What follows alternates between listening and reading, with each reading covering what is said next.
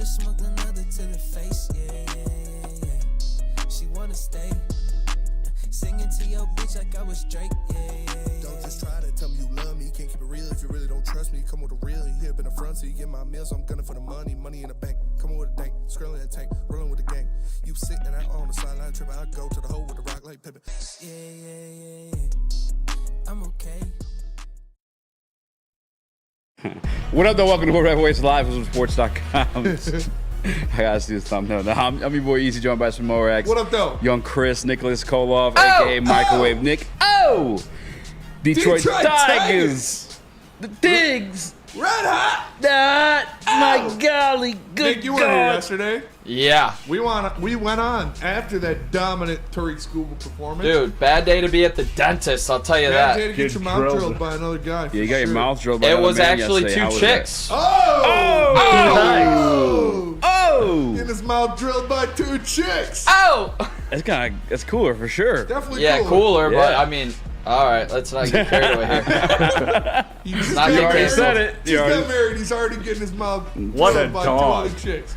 Yeah, bad day. I actually caught the last strikeout call from Double D a minute before I had to walk in. So I was hyped. Oh, hell yeah. I was like, all right, takes care of business. Now it's time to sit in the chair for a while. Let's go. You're drilled. Yeah. Yeah. It was a great game to watch, man. You love Great this. Dude, game. did it feel like a post-game show yesterday? It did, for sure. 'Cause we did the watch party. I've done the post-game shows, and it's so much fun to do it after a win. Oh, yeah. You guys have a lot of fun yesterday? Yeah, it's electric, man. It's good to get it started. Wenzel Perez, we talked about it. Shout out. 3 at-bats that won the game for the Tigers. Like, he had the best 3 at-bats of the day, and it's not even close. Drew 2 walks, and then obviously had the RBI double that he ripped down the first baseline. Shout out to him. Shout out to Skubal for being just absolutely dominant. You love to see that. He continues to be the best pitcher in baseball. He's going to win the Cy Young. He's going to win the AL Triple Crown. And it's just a great day to be a Tigers fan. Let's go! Yeah, I mean, great day for you to be a Tigers fan. You're about to go watch Jackson Jobs, possibly his debut. Yeah, it's pretty sweet. I'm pretty excited. She's Lord. I'm pretty excited. I'm gonna be down there. Might pop by second best before the game. Okay. If you want to come, if you're going to the game, you want to come, say what's up, buy a boy beer, do something cool like that. Send me a glizzy. Pause. I'll be in section 115, row 43. Come say what's up. We're squadding down there. Like me and 7 of my boys are going. I'm back, So yeah, it's gonna be a lot of fun. Did he get that many tickets? Or you guys bought the rest? He gets discounts on them, so he bought 6 in a row and then bought 3 more. So Real quick, we're too. squatted. So your pizza rival, Chris? Wait, let's not get carried away before you say this, though. You said you'd spit in his face. You ever seen him in person? That's not true. What were you saying, though? Because if this is what I think it is, I tried to buy tickets earlier, and there was a fee.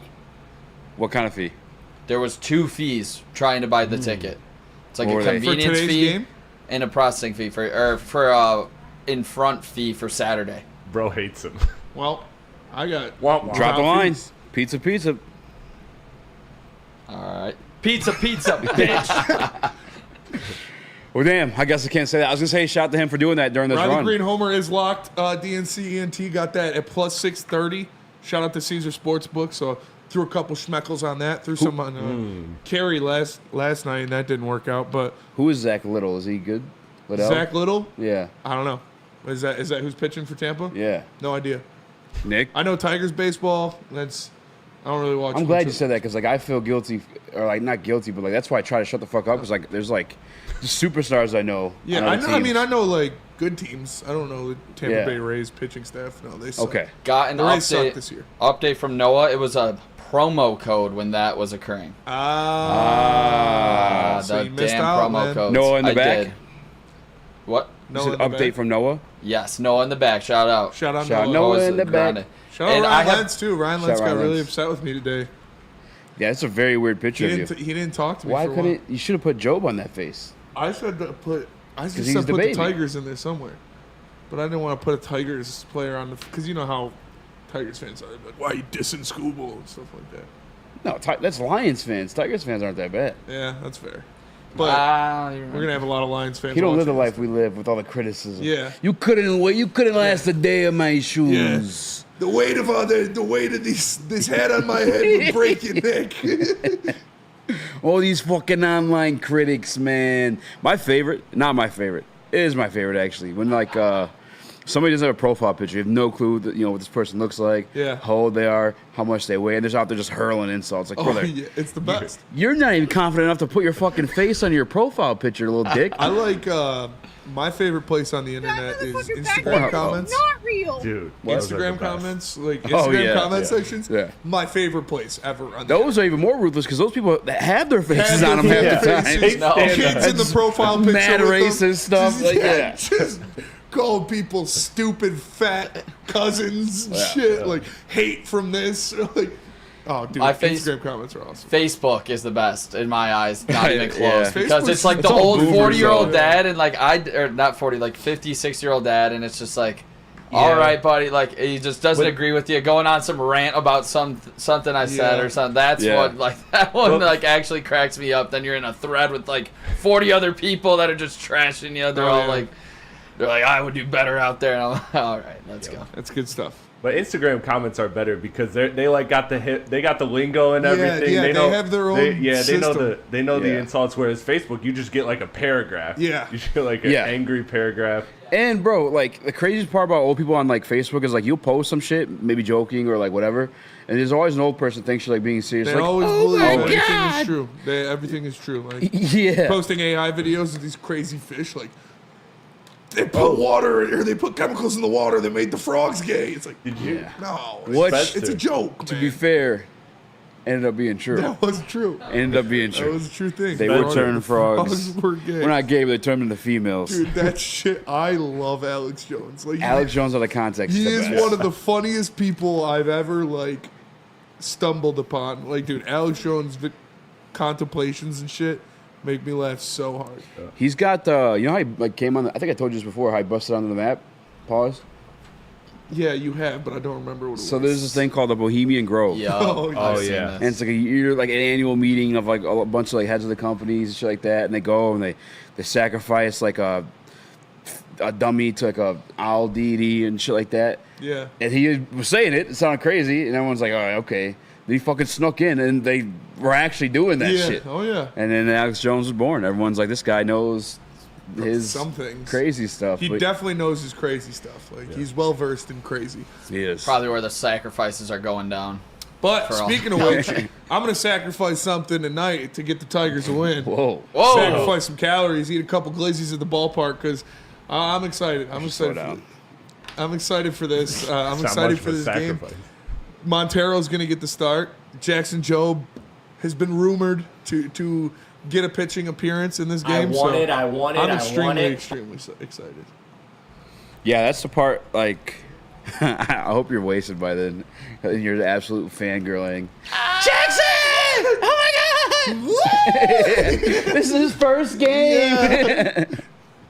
That's lit, man. Like I said, Broadcaster 6, round 2, when that 30 for 30 rolls around. Yeah, I'm going to be at the start of the 30 for 30. They can interview me, I was at his first appearance. I knew he was going to be a star. You could see it. The way he walked on the field, his mound presence was immaculate. The slider that just zips off the plate, you knew he was going to be something special from the first pitch he threw. Nick, I did have this question for you for Tigers. Just because I don't know what the situation would be. What is the starting rotation for the pitchers if we make it in? Skubal, Olsen, ... Skubal, Olsen. Montero? Like that's no, I'm not. I don't even know if I'm putting Montero out there. It's either Montero. You had him too, didn't you? I'm doing an opener. I'm doing either Montero, Mize, Brisky. I kind of want to say Brisky for late now. We'll see how Jobe looks in his first outing, but if it's the playoffs, you're going Skubal, Olsen, and then you're getting some of that crazy magic that we've been rolling around here with our pitching. It doesn't really matter in my eyes who pitches game 3. Bullpen day in the offs? Yes, seriously. Is that normal? Does that happen? Except for aside from like end of the series type shit? It's kind of more normal in the playoffs because they don't let starters go deep. Because that's your last game. Like, they don't care. You don't need to eat innings anymore. this is like time to shine. Let's go after the win. So it's all about the matchups when it comes to the postseason. Like you'll see a guy in, just past year, or like a Kershaw or like a Scherzer or a Verlander. If they get in trouble in the 4th inning, they're getting pulled. They're getting pulled. Yeah, it doesn't matter who they are. Yeah. Starters have a shorter leash now. I'm giving Montero a day in the playoffs. I'm penciling in Montero to be a starter a day in the playoffs. I'd have more faith in him than Reese Olson right now, at this moment. Obviously, Olson, he's been better at the beginning of the year, but he's looked a little shaky in his return starts, which is nothing against him. He's coming back from IR. He's rehabbing his injury still. Montero has been lights out, basically the entire second half of the year. So I would give him a start, honestly. I feel like he's got blown up a couple times, and that's what scares me in the playoff scenario. And compared to like an Olsen, where we've seen him, I guess, be elite. But I mean, we've seen that from Montero in some spots. But I guess just the pedigree, because Olsen did it last year as well, is why I would have more faith in him to do so this year. To start in the playoffs, so I don't think anybody on this roster has. Exactly. To be honest, pedigree down the stretch. It's not like the games he was pitching down the stretch had any meaning. Like those were all low leverage games. I would put Montero in because I think he's started more in these high leverage games we've been playing in the past month, and he's looked better personally. Yeah, I think it was Montero. One sec, let me pull it up because I think it was sometime recently. Wasn't he the last loss in Baltimore where he got shelled for like 4 or 5 early? I'm not sure. Or was that Olsen? Got him Montero. I think it was Montero, but yeah, either way, you're going Skubal. I would go Olsen personally. I just think like he has a better cadence on the mound, but it doesn't really matter the way that this staff is going when it comes to the bullpen, to be honest, Easy. I think they're going to play the matchups, continue to do that with their hitting and their pitching, which they've done the best all season, or the best in the second half of the season, but yeah, to me, we'll see what Job looks like, because if Job comes out and is dominant, I'm opening with Job the 3rd game of the set. It was Kyler Montero. He gave up 7 hits and 5 earned runs in at 4 innings at Baltimore. Yeah. Before that, he went 5 scoreless. Before that, he went 9 scoreless. Reese Olson in 2.1 innings against Baltimore. Against the Royals, he gave up 4 hits, 4 earned runs. The Bobby Witt grand slam. And I thought he didn't look too shabby in that one, to be honest. But I don't know. These are the questions right now. I think I would have more faith in Olsen right now. Yeah. But it's a Spenny feels toss-up, Montero, really. yeah. It's a toss-up, really. I can't really speak on the matter. I tune in. Yeah, I've told you guys in the past. Other than like this past couple of weeks, when I tap in, it's like the 6th inning. Yeah. Because I don't know if I'd be able to survive longer than that. I wouldn't be surprised if they went Olsen because he was their number 2 guy. He was supposed to be their number 2 guy this year ahead of Flaherty. Before Flaherty had his breakout, it was supposed to be Reese Olson as your number 2 starter. So I wouldn't be surprised if they do that. I'll have to see. I mean, his next pitching performance will tell me a lot for sure. Yeah, I agree with you. Remember? Go ahead. Just real quick, to be this, I don't want this to be not a thing. If Jackson Jobe goes out there and is just absolutely electric, I'm giving him that 3rd game as the opener. You don't put too much on his plate. Yes, easy. I swear I would. Or maybe have a different guy go first inning, and he comes back second. This is what this is what future Hall of Famers are made of. This is what future Hall of Famers are made of. This is what future stars. And like I said, that 3rd game, if Jackson Jobe goes out there tonight and he pitches dominant 3-4, you wouldn't want him to start. I mean, he's gonna have. If he's that good, he shows out stuff like tonight. I get it. Because that's what he is. But I almost would start him like one of these last 5 games. Huh? Would you be more comfortable starting him in the last 5 games before then? Give him a start in the last 5 games, and then give him a start in the offs. What is today? Wednesday. The last games. Thursday, Friday, Saturday. I would maybe pitch him today for a couple, and then give him a couple long. Then pitch him Sunday. Yeah, give him a couple long outings. It doesn't have to be a start. Indubitably. Yeah. But, dude, I'm just excited, man. Yeah, this is and crazy. it really, if it's Reese Olson, if it's Kyler Montero, if it's Jackson Jobe, whoever it is, I don't care. I'm confident in it because Chris Fetter's a genius. We talked to Daniela Bruce today on Big D Energy, and just talking to her about the Tigers. And I asked her about Chris Fetter and what he does and how good he is, and she explains it. He's like, just a normal guy, but he goes around. You could feel something when he's like walking Aura. around. Yeah, it's like literally an You aura. know what? Yeah, Let me I hit asked that. her if he has like an aura, and she said he does. Job? No, Chris Fetter. Oh. Because like the way he just, as Flannel would say, is his name King Fetter or Chris Midas, because everything he touched turns to gold. Like the guy is making. Oh, my dick! What the fuck? You gotta jerk it with gloves on, but that guy, the guy has been insane this year. He's fucking man. AJ Hens, also the fucking man. Also the man. We gotta He go was to a break. roast yesterday. I don't have a sheet. So You don't? No. What we talking about? Mark White gonna You do sure? you right. Mark White gonna do you right. Somebody took Give him a call yours. today, guys. Visit the website, markwhitesells.com, 248-290-8242. If you guys are moving up to baseball city like Detroit, football city like Detroit, you might want to call my guy Mark White, 248-290-8242. Mark White is actually the man. He's the actual Lions fan. Hit him up and he can save you up to $5,000 in your closing costs. And let me tell you about Caesars Sportsbook. You want to take that $500 or that $5,000 that Mark White saves you and turn it into $500,000? Yeah. Put a parlay up on Caesars Sportsbook. Yeah.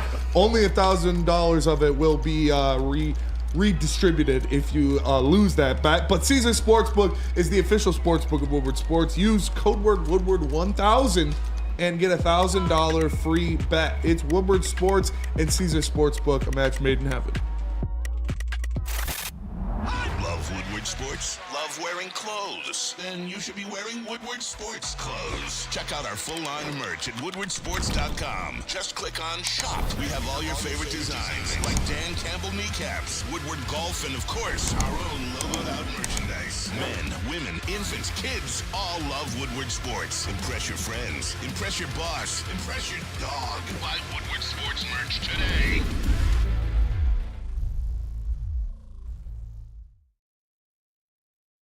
To prove that you can get just as strong at Planet Fitness, we're seeing if people can tell the difference between our 75-pound dumbbell and a 75-pound dumbbell from an overpriced competitor gym. Okay, the old flick test, that never fails. There's literally no difference. Plus, you can save $28 or more when you join today. Wow. Why would I pay more to lift the same weights? It's the Planet Fitness Strong Choice Sale. Save $28 or more. Join for $1 down, $15 a month, cancel anytime. Deal ends October 10th. Planet Fitness. Light price, strong choice. It's bear hunting season, and Dan Campbell is hungry for some kneecaps. If you can just get a hold of them and you start dragging their ass out to the deep, dark abyss, you can drown them. The Kings of the North are back for another year of the brand new Lions. Make sure you're locked in to Detroit's #1 sports network for all the news and info on your Detroit Lions. Woodward Sports, let's go. Attention sports fans, don't miss out on expert sports injury insights with Dr. Jeff Pierce of Michigan Sports and Spine. Join Dr. Pierce every Tuesday during Big D Energy and Thursdays during Ermanni and Edwards, where he offers top-notch injury advice. Trust the guy that DMAC trusts. Dr. Jeff Pierce is here to keep you in the game and performing at your best. For more information, visit MichiganSportsandSpine.com or call 248-426-9944. What up, though? Welcome back to World Heavyweights Live, WorldSports.com. He's joined by Spimo Rax, young Chris, Nicholas Kohloff, a.k.a. Microwave Nick. We are talking about, speaking of microwave, the red-hot Detroit Tigers, orange-hot Detroit Tigers. And Spinny says 4 is the match number. Nick's talking about matchups. Who would you rather see in that first round, Nick? If they make it. I don't want to get ahead of ourselves. Yeah, if they make it. I think you got to go for the nostalgic feeling of going up against JF&V, Justin Verlander in Houston, where AJ Hinch used to dominate in the playoffs. I think he knows that lineup in and out. They still have a lot of guys over there that were over there when he was the manager of the Houston Astros. And like we talked about, just the magic that's been going on, I think AJ Hinch would have a clear attack plan for how to get guys like Yordan Alvarez out or an Alex Bregman out, or how to go up against a guy like Justin Verlander with these young bats and the approach that you need. So I would say going into Houston would be my ideal scenario if we make it. I don't know, man. I kind of want the Orioles. They are reeling. They're playing their They're playing their worst baseball at a bad time. They're like falling off almost as bad as Minnesota. Not really that bad, but they don't look good. They had one good game against us. I kind of want to go Orioles, but I don't mind Houston either. I just think Houston's so good, man. They're just such a good team. Just in the playoffs, they always hit that next step. Yeah, that turn does up. scare me. This is a young Orioles team going up against a young Tigers team. We have better pitching than the Orioles. I would rather go with Baltimore than a battle-tested Houston team. Yeah, I mean, Corbin Burns is right. I mean, he's not as good as Skubal, don't get me wrong, but he can. We've seen what he's done to the Tigers the last 2 times they played him, where he's completely shut him out. Corbin Burns, that is. So, and it's all about that Game 1 series matchup to me. So I kind of like our odds in beating Verlander and the Astros Game 1 compared to going up against a guy like Corbin Burns, who we haven't been able to beat the last 2 times. If I'm not mistaken, those are our 2 last losses to the Orioles, or 2 Corbin Burns starts. But when we go up against a Corbin Burns, we're going to have Tariq Skubal on the mound in those matchups. We didn't do that against them the last start. I know that. I prefer, if you got one guy on their pitching staff you have to worry about, I'm putting in Tariq Skubal and I'm winning that game. I don't care if it's Corbin Burns on the mound. I have Tariq Skubal on the mound. We're winning. Now, my question would be this. So we're talking the playoff matchups, and we're talking 2 months now. Tigers have been one of the hottest teams in baseball. So is just making this playoff run enough? Yes. Or is there now expectations where if you go home in the first round against a Houston, against a Baltimore, you are still very satisfied with this season? This making the playoffs is enough for this Tigers team. You were dead 2 months ago. You're extremely young. You didn't really get, you sold at the deadline. So yeah, making this playoffs would be enough for sure. Nick? Tate McRae, call me greedy. I'm not, yeah. Jesus Christ. I was cook up watching a a parlay reel of her earlier. No, I'm not satisfied. I think it's a great storybook ending, but no, I think you got to go in and win. This is like such a magical run. I think that this team being so hot right now, I would get greedy, no doubt about it. I think that they can beat either of these teams, the Orioles or the Astros, in round 1 of this series. And then if you're at the Guardians, is anybody telling me they're scared of the Guards? No, I'm not scared of the Guard. You guys know? It is wide open in the American League playoff. The only team that I would be nervous to play is the Yankees, just because of their bats. And DNC ENT has been saying it all the time. Yankees going to Yankee in the playoffs. So even that, you got that sliver of hope. But I'm not going to be mad if the Tigers lose in the first round to the Astros. I'm not going to be mad if the Tigers lose in the first round to the Orioles. But pitching wins in the playoffs. And the Tigers' pitching is better than a majority of teams in the MLB. They got one of the best pitching staffs in baseball, which is insane to say because they've only got 2 guys really that are starters on any given day. If Reese Olson comes back and dominates his last start, then I'd be changing my tune a little bit. But I'm not going to be mad if this young Tigers team, led by young pitching and young bats, loses in the playoffs to a Orioles team which looked like a powerhouse at the beginning of the year and it's kind of tailed off, or an Astros team that has been a powerhouse for the past 5-7 years. I want this to be known. I'm not going to be mad by any means, but when I say let's get greedy, it's because I think this is such a magical, historic run where I'm at the point, if day in and day out, if we lose, I'm surprised. Like, that's where I'm at right now. Chris, I'm about to send you something in the playoffs, Slack. though, man. Teams lock in. Teams tighten up. Managers make better decisions. The lineups are smaller, so you're seeing their best bats every day. You're not getting rest times for different guys. It's different in the playoffs, and I like our chances against anyone else based on what Hinch can do to win you a game here or there. Like, pinch hit this guy here or make this decision there to win you a game. And Tariq Skubal is a guaranteed win. So, I don't know. It's tough. Yeah, because I don't want to say this team has to win a playoff series or I'm disappointed. No, they shouldn't even be here.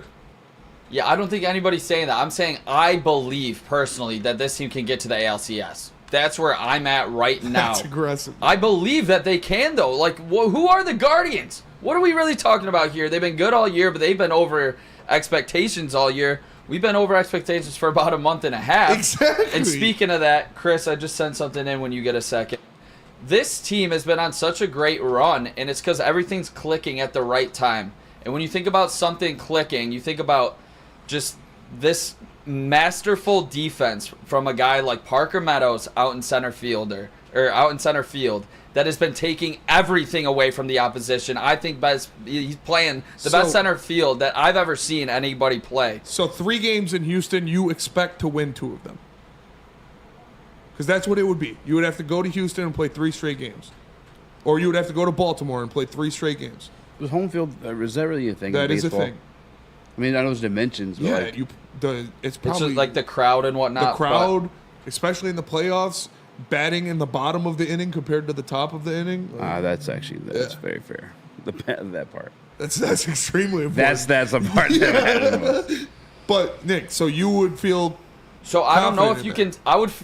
Is confident different than expecting? Like, I don't know if I would expect to win, but I'm confident that they can win.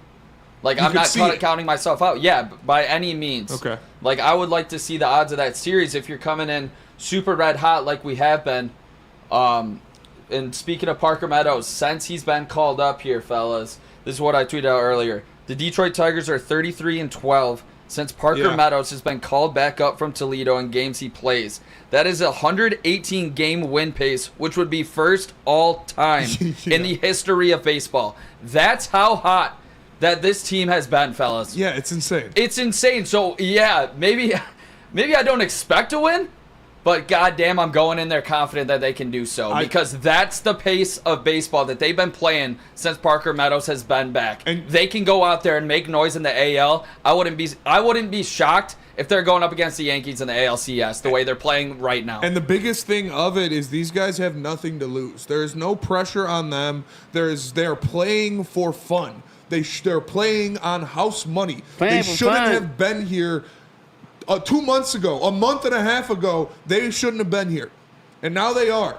And now they just keep going out there having fun, winning baseball games. You go to Baltimore, you go to Houston, all of the pressure in the world is on one of those 2 teams. Houston, the team that's played in the ALCS for the past 10 years. Baltimore, the team that was a powerhouse juggernaut for the first half of the season. All of the pressure is on them. The Tigers have absolutely no pressure, could go out there, have fun, and play some baseball. They have a better manager in both of those matchups. They have a better pitching staff in both of those matchups. It's not crazy when you piece it together like that, but I'm not expecting it. Parker's Meadows defense is worth +1 out. It is. It is. Parker Meadows. That catch he made the other day. He's the best center fielder in the MLB. Like he is insane. The funny thing about that catch is they're all checking out the highlight reel on the iPad and in the dugout. They're like, hell yeah, dude, I can't believe you did that. This team's and it's dope, crazy because he's so big. Yeah, like, he's long a as fuck. big dude, and he is a gazelle out there. Yeah, we got to go to break. Shout out Sweeney too. I'm going to the Tigers game after this. Tell us about the pregame. Do you want to give us your parlay if you do? Yeah. Come on. I just didn't want you to interrupt the man talking in the middle of his speech. Yeah, I got a parlay. He's talking. He's almost done. You always do that. Like it's your show. Someone's talking like, oh, this person in the chat says he's almost done. Hey, we're here because of the chat. All right, but my parlay for the Tigers game tonight, which I'll be leaving to shortly, I got the Tigers money line. Parker Meadows to record a hit. Riley Green, 2+ bases. Kiter Montero over 4.5 strikeouts. It's +604 on Caesar Sportsbook. Kiter struck out. Kiter struck out 7 in his last appearance against the Baltimore Orioles. Did he have Jackson Jobe on this team ready to back him up? No. But he did that in 4 innings. He struck out 7. He's got swing and miss stuff. You heard it here first. Benmo calling his shot tonight. Oh! Watch him at the field. Tell us about the pregame show. Woodward and Maine with insights from Detroit sports media legend Terry Foster and rising star Matt Broder.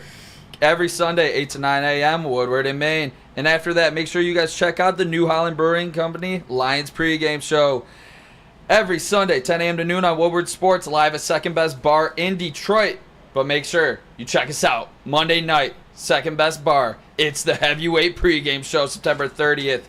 Usually it's with Neil Rule and Sean Belegian. This time, the Heavy's bringing it to you. Spenmo Rex. Let me tell you about what we're drinking at those shows. It's New Holland Taller Long Drink, the gin-based cocktail. We've got one made right here in Michigan with all natural ingredients for better flavor. Taller, the Dutch long drink from New Holland Brewing Company, is shoulders above the rest. Made from New Holland small batch gin, 100% real grapefruit puree for a fresh, delicious flavor. Taller is your local long drink.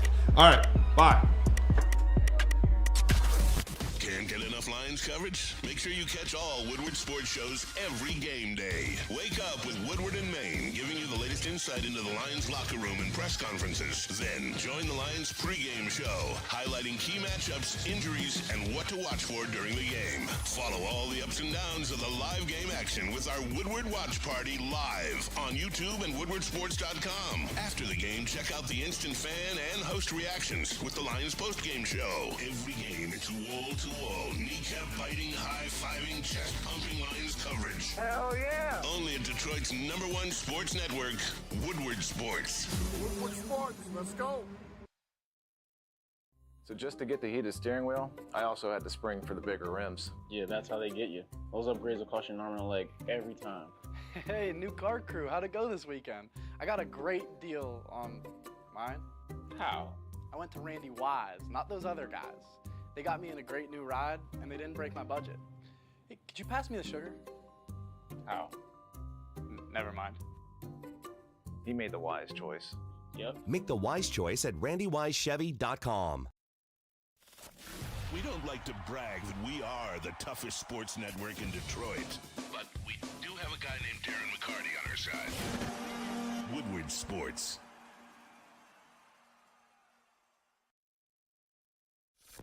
Woodward Avenue, the first paved road in America. Woodward Sports, the first sports network born in Detroit and made for Detroit.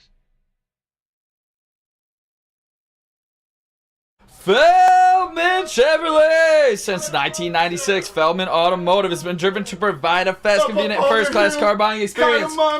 Hey, call the Feldman Advantage. With 18 locations, there's a Feldman dealership in your backyard. Visit FeldmanAuto.com to find the location nearest you. And catch Woodward Sports Network live from Feldman Chevrolet of Novi every other Monday. Feldman Chevrolet, Detroit's #1 Chevy dealer.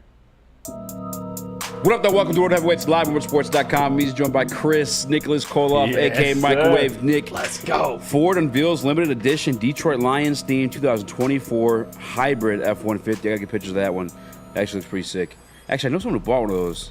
It was pretty dope. But the Tigers talk is over until they do a couple big things. Unless you got something else you want to get off your chest, Nick? To be honest, it was just that Parker Meadows stat that the games that he's played since he's gotten called up, we are literally on pace. That winning percentage is on pace to break the most wins of all time record in the MLB. That's how good they've been playing. It just cannot be overstated how much Parker Meadows means to this team. Well, it's crazy too because I think Sweeney's a good addition for the defense as well. Phenomenal. And everyone, I mean, I don't want to call. This guy follows me on Twitter, and I respect him. He works at another network, and I know people want you to beef naturally, but I respect him for respecting me with that follow. Yep, same. He was kind of trolling that one. Same, yeah. He was pissed that they sold. Yeah, with Flaherty. Yep. And he kind of been quiet since. Yep, as he should be, because we actually got better somehow, because the one waste of millions of dollars isn't in the lineup anymore, and now you got a guy that's actually productive, can hit, and plays a really damn good shortstop in Trey Sweeney. I thought that was the throw-in of the trade when we got Lirianzo, and he turns out he could be the better player in that deal. You never know how a young prospect's going to do, so great to see Sweeney balling out. Yeah, because he was the older of the two, if I'm not mistaken, right? Yes, he was. Yeah. He was a former first-round pick from the New York Yankees. Didn't pan out. Got moved to the Dodgers. Then the Dodgers threw him in this deal. Scott Harris said obviously wasn't a throw-in. We really targeted him when they talked about it, which at this point he's looking like a genius. Got to give Scott the credit when his credit is due. Yeah. Looks like this is a big reason why that this season has turned around for the Tigers, to go along with all of the other guys from Toledo coming back up and balling out. It's good to see. Obviously, Malloy's not on the team right now, but it's good to see those guys that he handpicked come in and produce Oh, he's called up now? Yeah, he doesn't really get too many at-bats unless it's against a lefty late, and they're trying to play the matchup. I got you. Regardless, though, that was his specialty, and obviously we know that Chris wouldn't want to spend any money, so it's nice to see the young guys that he went and he moved assets for come in return. That's what you want, because we don't know if Chris is going to spend money. And to that point, now we have to talk about actually re-signing these guys that have been really balling out. You talk about a Riley Green. You talk about those deals that got done early, like a Colt Keith, which they already have gotten done. But like this offseason, I want to see Riley Green extended along with a Tariq Skubal. And I feel like those are two of the biggest needs. Those were your two All-Stars this year. And you got to make sure you keep them locked up long term. I think if you get Riley now, he'll be cheaper in the long run. But Tariq Skubal is going to cost a bunch of money either way. But the way his presence is on the mound and in the clubhouse, that's a guy you cannot let walk no matter what. That's crazy, because everyone was talking about the Tariq Skubal stuff and making the trade before you have to pay him and whatnot. That conversation never pertained to Riley Green at any point. Why was that? Because it's like 3 years later down the road, I would say, and maybe like arm injuries scare people in baseball, which he's dealt with in the past, Tariq Skubal. But yeah, Chris, where are you at with this? Well, that's what I was going to say. So do you think that this could be the ultimate just blessing to the Tigers organization? Is this improbable run so that Chris can see, hey, people will put their butts in seats. We will sell tickets if we get a winner, if we get a team that's excited and worth seeing. I feel like this is almost the best of both worlds. Not only is it cool to be on this incredible 118 win game pace, as your stat point out, Nick, but also I think this shows Chris that now coming into the offseason, okay, there is absolutely real money to spend, especially if this team makes noise in the playoffs. There's no excuses. I mean, even if they don't make the playoffs, you got to go spend money. Because the excuse they gave you is we wanted to see this foundation. We got to build the foundation, then we'll spend the money. You fucked up and you tripped yourself into a beautiful foundation here. He's like, God damn it. Yeah, now you got to stand on business. Like, were you just bullshitting us or what? Because like you could have spent the money at the beginning of the season because we felt like you had the foundation to begin with. Yeah, these guys spend the bread. Where at, actually? Other than re-signing these guys. Yeah, I think, God, he had some horrible at-bats yesterday, and his name's Spencer Torkelson. We'll see how this goes in the playoffs. Can he be dependable down the run here? Because he did get hot. He's cooled off since then.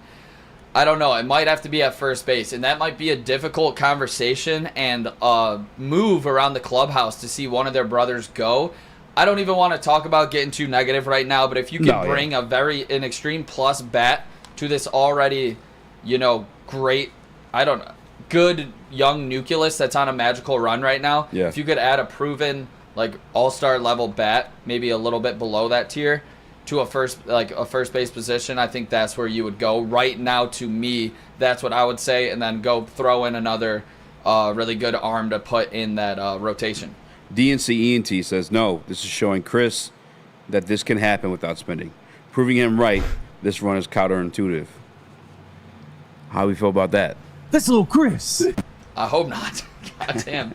I mean, you saw how it was all year. No. Yeah, I've been unbearable all season. Shout out Matt Chapman and his top 10 WAR in the league. Is he already really? Got re-signed. Yeah, already got extended. What's he play? Third base. I have to shout out Jace Young. I just have to disagree with that, because if you see the heat that was already on this organization, that was on Chris already coming into this season, it wasn't just people like Nick in the booth that were yelling, but there was a lot of people making a lot of noise about this team not spending money, not being willing to spend money. Can you imagine, off of a historic, improbable playoff run, that you decide to just not do anything? That you just decide to keep it going? I can't see a world in which that passes for the fandom. I think that would amplify the pressure on Chris. Yeah, I guess I don't really know if you have to go and spend. Not me. I don't know if you have to go and spend the big bucks, but I guess take the chance on another Flaherty. Get a guy that you cash in for more prospects. If this is what you're gonna end up doing with him. I don't know if I want the $50 million guy versus maybe guys that a few bumps in the roads, especially if we keep Fetter pitchers like that. The injuries like that are all the time. They're giving up on guys like that. Bring those in, refurbish them a little bit, send them back out, and get yourself another Trey Sweeney. Yeah, I mean, you cannot depend on that, though. Like, he struck That's gold fair. with this Trey Sweeney. But speaking of, did you guys talk about Flaherty yesterday and his tweet at 4:01 p.m.? No, what did he say at 4:01 p.m. At yesterday? 4:01 p.m. yesterday, I'm sending this. Well, I'm gonna just read it. It's like when the game ended. It's right when the game ended. Guess what? What Jack you doing? Flaherty. Yeah, he said, "What you guys doing in Detroit?" No, basically though, he said Scoob. Scoob. S-K-U-B Scoob. Jack Flaherty is coming back, calling the shot right now. After that tweet, he's definitely coming back to Detroit. Can they do that? We know what's dope too is like Yeah. one of the few Tigers I follow on Twitter, because not a lot of them are active on social media. But Max Clark, he's not a Tiger yet. Oh my God. But like he is like us. Yes. Like he's even shooting out tweets, bitching about Apple TV and everything like that. Like Yes. yeah, I can't wait for that kid to get up here too. You know, I just said we're not talking baseball. Here we are. Yeah, That's yeah, all I know. I'm We're saying. about to go. No, I got no problem with that. I'm just Yeah. it's kind of crazy. We're about to go to break, but before, let me give you this fun fact. So there's actually, the reason, like, that's cool that he can come back, because in the NBA they have a rule where a player, after they get traded or leave their team, can't come back for at least a full calendar season. And the reason is because another Detroit team, Lindsey the Hunter, Pistons, or not Lindsey Hunter, but Antonio McDyess. Yes, sir. Yes, sir. He got traded to Denver, and then he just said, I don't want to be here, and then he re-signed with I thought the it was the Pistons. Spurs, wasn't it? It was Denver, because it was a Chauncey trade for AI. Which also, by the way, happy birthday Kate Cunningham, happy birthday Chauncey Billups. That's Shout crazy out. that 2 point guards that are going to be Piston legends share the same birthday. Happy birthday. Weezy D 3-1-3. I'm only taking premier players at this point. Gonna have to be Soto or Alonso.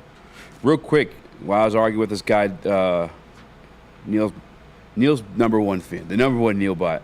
I was arguing with him today about the Malik Willis stuff, so I went back and I got some screen recordings to shit on this kid with.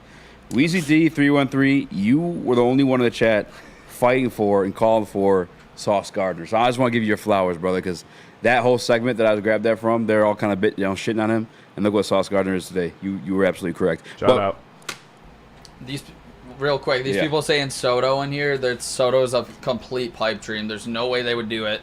If this was Mike Ilitch, I think that they would. Absolutely. Like they brought in Prince Fielder. Yeah. Like they brought in elite, like free agents, like a Pudge or like a Maglio, at that point. But might fuck around up with a David Price. yeah, exactly. Yeah, they traded for him. But Juan Soto is not coming to the Detroit Tigers. But God damn it, we can all wish one day maybe. Because that's like the elite. He's going to get like $400 million at least. Bro, if they weren't going to pay Chapman. Yeah, they're not. They're not going to pay Juan Soto. And I'm not a big baseball guy. That's one of my favorite baseball players. That's how Soto shuffle? Yeah. One of the only baseball players I know. He's only the 4 guys I know. That's what I tell you.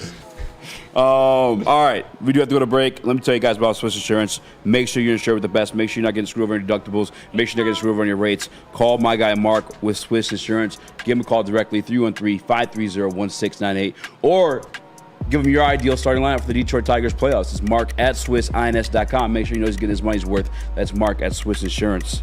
And let me tell you about 1800 Tequila, official tequila of Woodward Sports Lions watch parties and the post-game show. You can join 1800 Tequila and Woodward Sports for every Lions game live at Hayes Social in Shelby Township, and celebrate the wins, that is, with the smooth 1800 Tequila.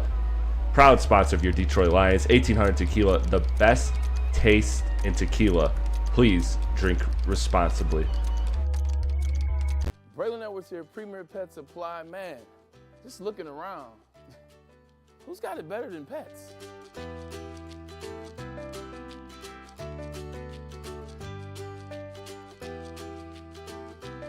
Come on, a baby stroller for Coda?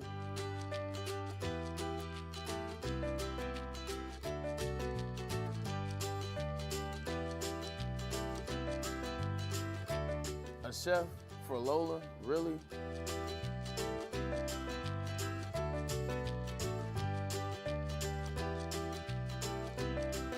You don't have to tell me who the real boss here is. Who's got it better than pets? Nobody, especially here at Premier Pet Supply. For over 30 years and more than 13 locations, Premier Pet Supply has everything that your pet can dream of, and guess what? It's all under one roof. Premier Pet Supply, family owned, operated, and proud to call Metro Detroit home. Check out premierpetsupply.com or scan the QR code today. Who's got it better than pets? Nobody! Is that an octopus in your pants, or are you just happy to see me? See what I did there? Go Red Wings! From Octopi Experts, Woodward Sports. Don't be like those other guys. Go to Randy Wise Automotive for your next vehicle. And they also have the Randy Wise Automotive Team Celebrity Golf Tour. Scan the QR code or visit woodwardsports.com for your opportunity to join the likes of Darren McCarty, Tim McCullum, Braylon Edwards, and possibly Calvin Megatron Johnson. It's Randy Wise Automotive Team. Boom! What do I know? Cherno! And welcome back to the Woodward Heavyweights Live on woodwardsports.com. I'm easily joined by Chris Nicholas Kohloff, a.k.a. Microwave Nick. Let's go. I hate the Monday. I just saw a commercial for the Monday Night Doubleheader. Stupidest shit in the world. One of the worst things in sports. It's the worst. It truly is the worst. But speaking of those Detroit Lions, we will talk about them. I don't know if you guys saw this or not. And if you guys follow me on Twitter, you probably saw it, at @SpeakySports_. But I was going through like some matchups for the Detroit Lions versus the Seattle Seahawks. The Seattle Seahawks 3-0. The defense, the fourth against the pass. And I'm just wondering, okay, like where's the Lions' edge in this situation? And I've been looking at the guy who just happens to lead the entire league in sacks, Aiden Hutchinson. And so I'm wondering, okay, who's Aiden Hutchinson's matchup this week? Is it Charles Cross? He gave him a little bit of an issue last year. But another backup guy, Abraham something, also gave him a little bit of issues. So I pulled up the Seattle Seahawks depth chart on ESPN, where they brilliantly also give you who's out, who's in, tracking the injuries along with it. Lo and behold, I see a name I've never saw before. His name's, hold on, actually, let me pull this thing up real quick. Seattle Seahawks depth chart. Either way, guys, the reason why I don't know this man's name, it's another backup. Oh, hell yeah! Week 4 of your stud, quite possibly in the discussion, probably the best player on this team. I'd say he's for sure in the conversation. It's between he and Sewell. That's okay. That's fair. Those three. Regardless, week 4, once again going up against a backup tackle. A whole month. So I don't want, but this Seattle Seahawks team, a whole month of it, right? He's getting fed scraps. Like he's getting king treatment. He might break Strahan's record. I don't know. But then, I with the Seattle Seahawks team specifically, because remember that was the situation last year, and we were salivating back then, like, oh yeah, Hutch going up against another backup. Here we go. So I put on the all-22, and it's number 78. And he has a weird name too. I think it's like Star Frost or some shit like that, something weird. But either way, I'm watching Jaden Phillips is back from his Achilles injury.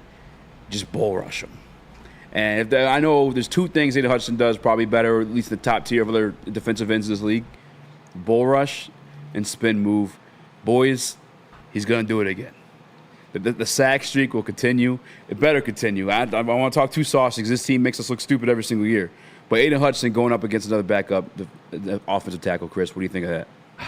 I'm worried because obviously the matchup is favorable, and obviously there is that PTSD when they had not just one, but I think it was 2 or 3 offensive linemen. I think it was two going into it, and they lost one in game. Yeah, in the game. So there is that PTSD that the Seahawks have given me. Stone Forth is the name. What a name. What a name. What a name. But I'm worried because Aiden Hutchinson seems to be a streaky sack artist. You have to look at it. He followed up his impressive, dominant performance 2 weeks ago with what? 0 sacks. And that was exactly what I said coming into this game, because we talked about, what was it again? Another backup that he was facing. So it's weirdly, it doesn't seem to matter who's in front of Aiden Hutchinson. It just seems to matter, is this the game where he gets them or not? That seems to be the case with him, and I think you see pretty early on, because he, that Commanders game in his rookie season, 3 sacks in the first half, or 3.5, I think it was. He gets them in waves, and so there is that concern where I almost just want to throw out the numbers and throw out the matchups, and not disregard the film and just say, is this going to be a week where he gets 3, or is this going to be a week where he gets 0? I don't know, but one thing I do know is that he will be consistent with his pressure, and that is something that matters. I'm all about the aura and the atmosphere here, fellas. All Blacks, Monday Night Football. Aiden Hutchinson in a packed Ford Field against a backup tackle again. I'm counting 2 sacks, boys. The numbers keep coming. He's playing the best football of his career right now. And the thing is, we need him I feel like I've said this before, but in the playoffs last year, that's when he showed up big time against a guy like Stafford, a guy like Baker. When we've needed him this year, he showed up big in those games. I think Aiden Hutchinson gets 2 sacks, and right now the numbers are looking at plus 200 for TJ Watt, Defensive Player of the Year, so he's overtaken Hutchinson at plus 340. I believe after this game, Hutchinson gets back up to being the favorite after a 2-sack performance on Monday Night Football in front of the whole entire country, or at least most of it, because the 2 Monday Night Football games. For no reason. Absolutely no reason. After, in a Ford Field that's going to be packed to the house. You guys know what happens on these Monday Night Football games. Everyone has extra time to get after it. They're going to be loud. They're going to be proud. And the Seattle Seahawks aren't going to come in here for a 4th time in a row and pick up a W, and a big reason why is Aiden Hutchinson getting to the quarterback again. It's awful. The Monday night headers. It just makes no sense. I got my group text with you guys, got my group chats with my boys, and I'm just getting to, did you see that commercial? Did you see that play? No, I didn't because I was on the other stream. Did you see that one? Oh, no, because I just fucking hopped over that one to see that play. Jaden Daniels' magical game last week, half the people missed it. The reason why, and it's not always been that way, obviously, but the reason why it works for most of the part on Sundays, you have the red zone. The red zone blesses you with nonstop football. I'm just flipping back and forth or just watching 2 smaller versions of it, and my ADD just can't concentrate. It's the worst in the world. 2 sacks, though, Nick. Yeah. Is that too many? Too high of expectations from microwaving in the booth here, because you guys know I have high expectations all the time. Is it greedy? You do. Is it greedy? It is. I think it is a little greedy. I do. I did send a clip, though, Chris, if you want to grab that one. Because he's been starting the past 2 games. Again, the name was Stone Forsythe. I said Star Frost. I was off, but at least I had the 2 letters there, S and F. Stone Forsythe was a 6th-round pick for the Seattle Seahawks in 2021. Is not starting caliber. He's been doing okay. PFF had him graded a couple 50s, a couple 60s. I think he graded his best this most recent game. But Aiden Hutchinson, the only reason why I have reserve, and I don't want to be the scared, not stoked guy, but just any time I've gotten excited about facing this Seattle Seahawks team, I've got shit on. And I have a little bit more PTSD. Maybe I have a little bit more PTSD because of it. When Spinny and I sat here, and I'm going to call ourselves out real quick. We talked about Jeff Okudah. He was coming off that big game against Justin Jefferson. We had a lot of bracket coverage. He's being real physical at the line of scrimmage. And we were like, now he's got to go against a worse receiver in DK Metcalf. Hefe about to lock him down. Had that clipped and everything. Did really well. You guys liked it as well because at the time it sounded nice, just like this Aiden Hutchinson stuff does. And then DK Metcalf did what DK Metcalf did and then just absolutely embarrassed us. Mid-calf. Yeah, that's what we call a mid-calf. I know. Goes back to the post, hits us with the crying emojis, and then, like a true psychopath, he liked my comment, and I'm pretty sure he liked Spinny's as well. So, Mr. Metcalf, with all due respect, you're good. Just take it easy on us, please. But no, I don't know, man. That's my reserve in it. But here is some tape of him, Stone Forsythe. What a name. You ever notice celebrities or guys they have these big names, these crazy ass Amon-Ra St. Brown? Maybe that is a thing. Name your kid something weird that might be something. He's over there at the bottom right, just getting got by Jaden Phillips there. Jaden Phillips, who's coming off of a torn Achilles too. I didn't know he was back already. That's a phenomenal play by him. Now he's on the left side right here. Same situation. Let's see. Now he's standing up here, but look at him get dropped. Look at ball rushed all the way to Geno. That's the other thing too, real quick, because I reached out to some of the guys and said I'd try getting Mina back on because she's a Seahawks fan. A little bit too late of a notice. I'll try again, but their interior offensive line, I guess, is a weakness as well. So we have a topic coming up. Who needs to step up? Just a little hint towards mine. But yeah, a little bit too selfish, but I can see 1.5. I'm not gonna lie, fellas. I got a Seahawks buddy. He's a fan. He's just been spamming my DMs already. He's so hyped that what's they're he 3-0 saying? right now. Anything of note? Yeah. He is extremely worried for our second. He's talking big mad game about DK Metcalf and Jackson Smith and Jigba against this line secondary. That is what he's saying once again, because I think the big games of guys like Cooper Kupp, a guy like Chris Godwin, I believe, got us instead of Mike Evans, and then Marvin Harrison Jr. But I think the thing about Aiden Hutchinson, why I'm so confident, the last 4 games at home have been massive games. You think about the opener against the Rams, revenge against the Bucks, and then you think about last year, playoff games against the Rams and Bucks. Last 4 games at home, Aiden Hutchinson has 8.5 sacks. He shows up in big games, like I said, especially at home in front of his crowd, the hometown kid. He's a leader on this team. He leads by example on the field. That's why I have faith that he shows up, because we need him to. And just by the numbers, he's averaging over 2 sacks per game at home the last 4. Chris. I mean, look, I'd love to be wrong. I want to see a little more consistency. I want it. There we go. Man, shout out. That was the classic one. That was like early in the show. That was like really early, but I think he's gonna perform, man. I really do. I want to see it from him. I need to see it. Need to. Hopefully this motivates him to take this as disrespect, and he'll give us the DK Metcalf treatment. Lunchbox Hooligan says Geno had been sacked 8 times in 3 games. Not sure if that's accurate. I can check it. It is. I know he got sacked 6 times the last 2 games, 3 times the last game, and a lot of it coming from that interior, which we will talk about when we get back, because there's a lot of injuries in Detroit Lions team. Who needs to step up in the absence of some of these absolute playmakers for us?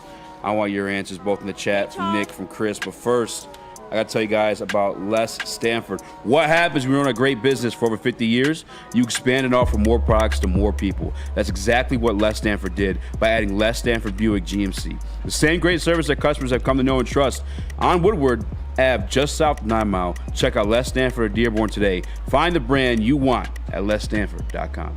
And do you want to know where the best pregame Lions party is September 30th on my birthday? Join us at now Detroit's very own second best bar, located at 42 Watson Street for the ultimate fan experience. Enjoy some smooth Tullamore Dew Irish whiskey while catching the Woodward Sports pregame show at the best bar in Detroit. It's second best bar. Come get some. We are the network for Detroit by Detroiters. Welcome to the Woodward Sports Network.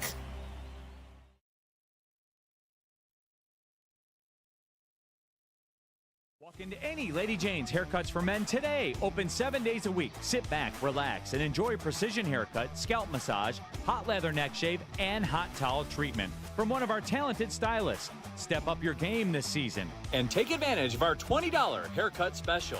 Scan the QR code and get your coupon today. Lady Jane's Haircuts for Men, the ultimate haircut experience. Open 7 days a week. Walk-ins always welcome. Lady Jane's Haircuts for Men, it's wicked awesome.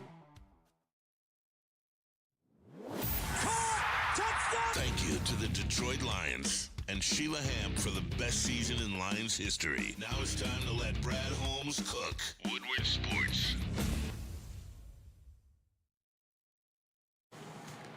Soroki's Crispy Chicken and Pizza has a new limited time offer. Just in time for this football season, Soroki's debuting their fresh signature flavored wings. Grab your friends, order New York style pizza, and add fresh wings for the games this weekend. Try one of our 7 different flavors at www.sorokis.com. It's so good, I'm coming in early tomorrow just for the Soroki's. I can watch Tigers on my phone. I'm coming early for the free wings. The lemon peppers, I'm telling you, they're worth it. What up, welcome back to Whatever Waits Live, WoodwardSports.com. I'm easy joined by, Spin More Reaction. I'm so used to saying that. Young Chris, Nicholas Kohloff, a.k.a. Microwave Nick. Let's go. Smash that like button, be a friend, tell a friend, and share the stream. This is the most interesting topic on the show sheet for me, because there's just so many. When you go down the list of names, the Detroit Lions are going to be missing for this game. Laporta, I guess you could say, is week to week, or day by day, Dan Campbell said, and same with Ragnow. Ragnow's week to week, but Lee McNeil didn't sound like he was going to play based off that injury. Marcus Davenport announced, gone for the season. Sam Laporta, ankle. And that was on the scoring touchdown, too. Did I show you guys that? Yeah, that was on the block, right? Yep. Yeah. Derek Barnes, gone for the season. Brian Branch, who's just off to a spectacular start, I'm sure is missing this game with that concussion. I'd be surprised if he made it back in time for that one. It is a long week, though, so I'm going to keep my hopes up. And then now we don't know really what's going on with Frank Ragnow. It sounds like Dan Campbell and the boys want to hold him back, but he's ready to go because he's stubborn and he's a tough son of a woman. It's a long list of playmakers, Nick. In the absence of these guys, who needs to step up in this Detroit Lions team to get a W? So the way I talk about Aiden Hutchinson stepping up, I think the easy guy to say is on the other side in Davenport. With him being out, I think you can obviously say James Houston because we haven't seen him. But a guy that we have seen that was drafted in the second round out of Kentucky is a guy in Josh Pascal. And we've seen him be average, basically pretty average pro. But you're not taking a guy in the second round to be average. We love his versatility as a defensive end, can go inside a little bit. But does he have another level?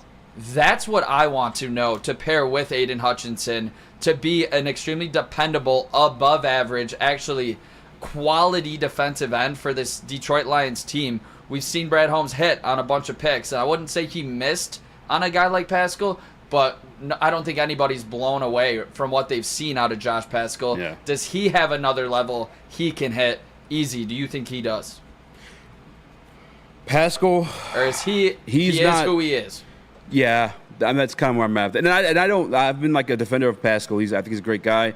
I love the story coming out of college with the foot cancer. LOL, it's not a thing. It was melanoma on his foot, which I guess still could be described as foot cancer. Regardless, though, I had higher expectations for him. I really did as a second round pick, but he hasn't been that. It's not a miss, but I can't for sure say that it's a hit.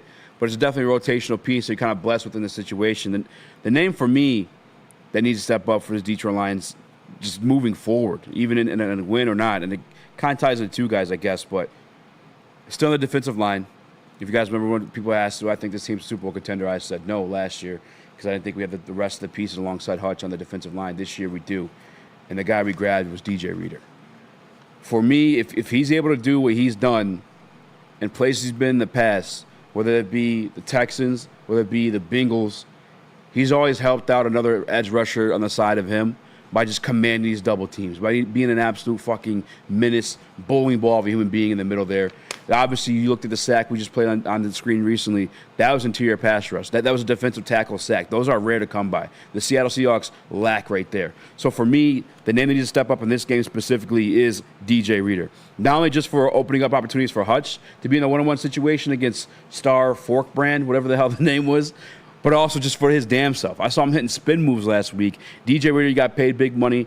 I want him to play big money ball when it comes to the Seattle Seahawks game. He's the guy that needs to step up for me. Chris, you got one? Yeah, for me, this is going to be kind of a counter here, but it's Jared Goff because you know what? This is going to be a game when you look at most of these injuries are on the defensive side of the ball. Our defensive playmakers are people that you rely on. And so far this season, the defense has carried this team to wins. So I need the offense to have a breakout game. This needs to be a classic Lions game from the last couple of seasons where our offense is better than your defense and we win. Our best defense is our offense. Like that's what this game needs to be. I think this game needs to be high scoring in order for Jared Goff and the Detroit Lions squad to win. So to me, it starts with Goff. It starts with the offense side of the ball. Which one of those are you with, Chris? Nick.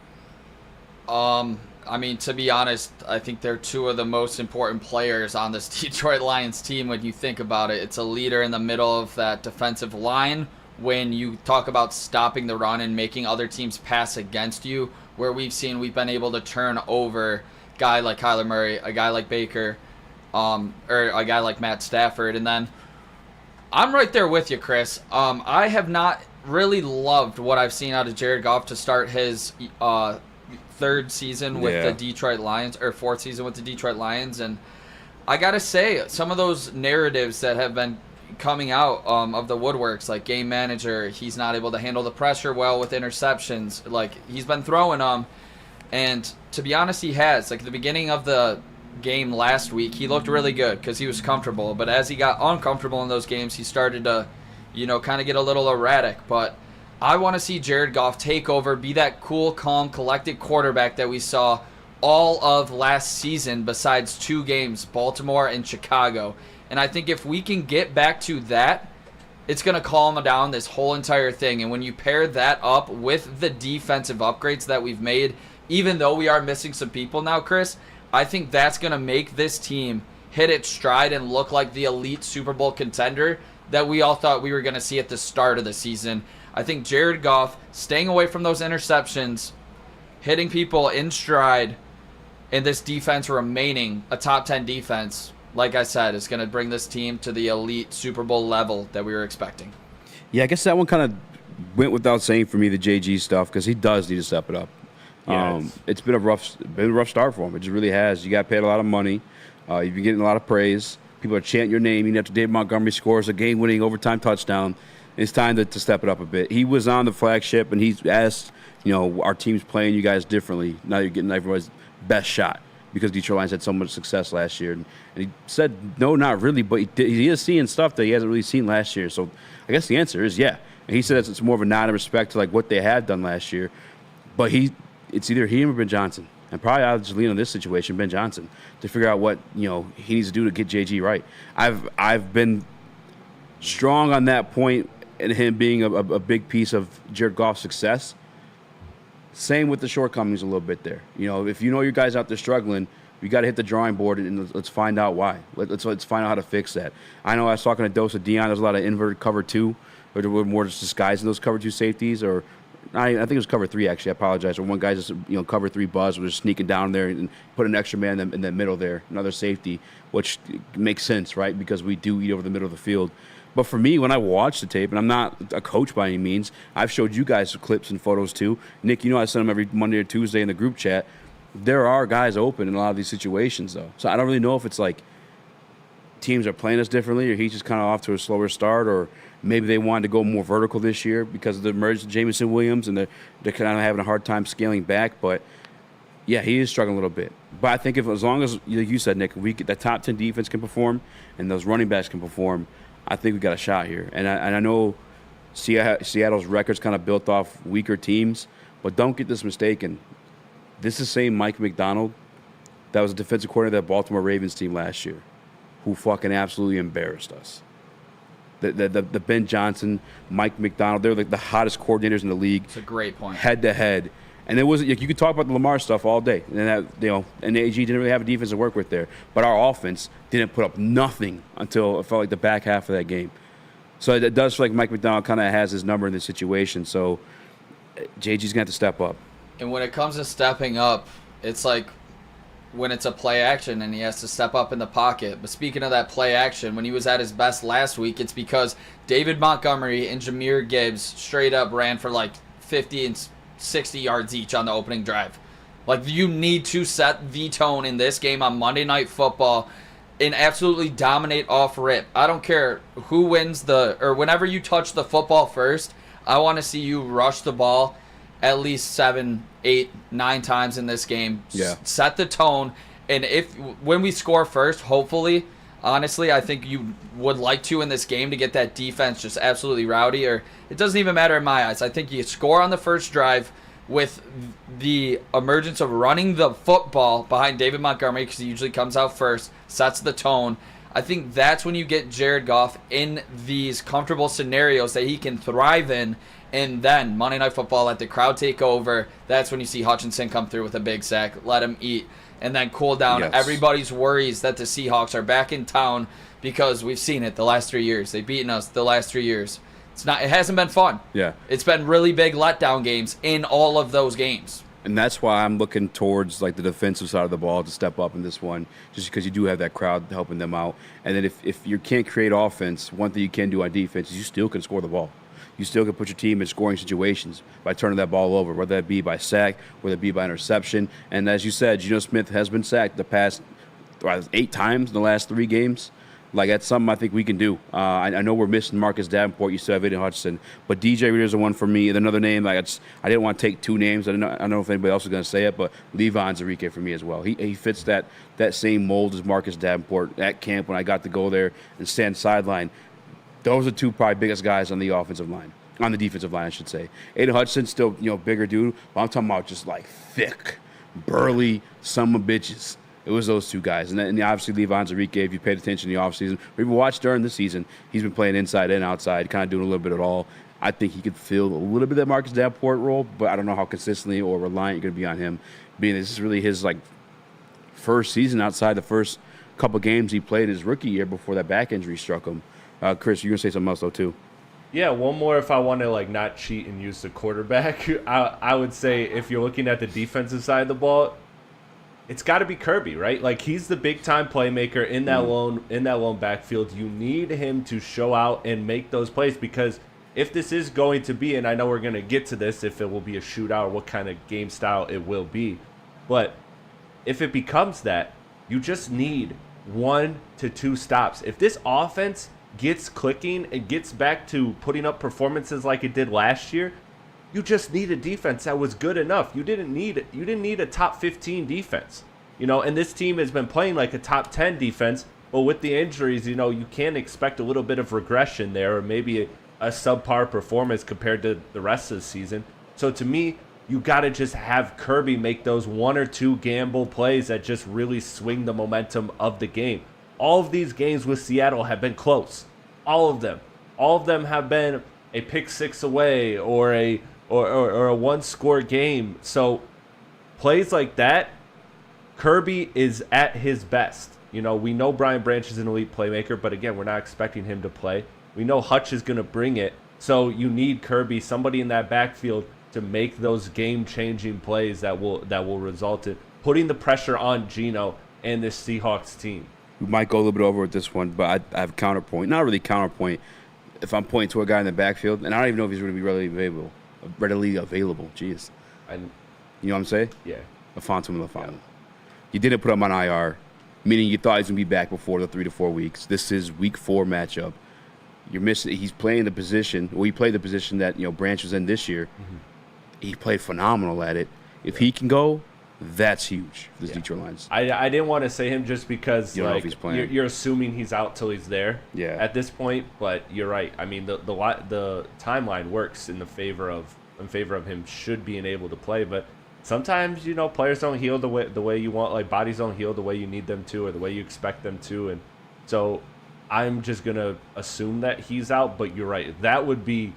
Talk about a game changer, because if he comes back, that's somebody that balled out in the second half. So if you put him in for Brian Branch, no disrespect to Brian Branch, but we'll be all right for a game. If he's playing like he did last year, the second half of last season. That's when this defense was at its best last season, getting turnovers, getting to the quarterback. That's when, if he was getting brought up on those blitzes where we saw him be elite, getting interceptions as well, that would be massive. Obviously, he's no Brian Branch, and I mean, when everything's going right, I would see those 3 guys maybe on the field more than like some people think, because I think they all do really great things. Maybe they do similar things in Brian Branch and Iffy, but I think, god damn, if he could be a difference maker if he's in this game against the Seahawks, especially because he's not on tape so far this season. Yeah, I had to go back and look and see if he's even been participating in practice. I don't know if he's even dressed or whatnot, which wouldn't be a greght sign. And I know that Dan Campbell, them kind of questioning the injury itself, not like the legitimacy of it, but like how serious it may be. Yeah. It's one of those like little tweener. It sounds similar to a situation that McCaffrey's dealing with. So we'll see, man. I'm hoping that he is available. That's not for sure or not, but if he is, it'd be huge. You got great hair, Easy. Tell him where you get cut. I do have great hair. Thank you, man. I appreciate that. Walking at Lady Jane's Haircuts for men today. Open 7 days a week. Sit back, relax, and enjoy a precision haircut, scalp massage, hot leather neck shave, and a hot towel treatment from one of our talented stylists. Very talented stylist. I'm telling you about that. Take advantage of our $20 haircut special. Just scan the QR code and get your coupon today. Lady Jane's Haircut for Men, open 7 days a week. Walk-ins are always welcome. Lady Jane's Haircut for Men. It's wicked awesome. And let me tell you guys, with the registertoring.com, head over to the website right now. Register yourself up to give back with the Salvation Army. You guys can register and you can give back support online at any time. However, if you want to be at a physical Red Kettle location, apologize on that one, go to registertoring.com. They start November 7th, and it's all the way through Christmas. No Sundays and no Thanksgiving. Love Woodward Sports? Love wearing clothes? Then you should be wearing Woodward Sports clothes. Check out our full line of merch at woodwardsports.com. Just click on shop. We have all your favorite designs, like Dan Campbell kneecaps, Woodward golf, and of course, our own logoed out merchandise. Men, women, infants, kids all love Woodward Sports. Impress your friends. Impress your boss. Impress your dog. Buy Woodward Sports merch today.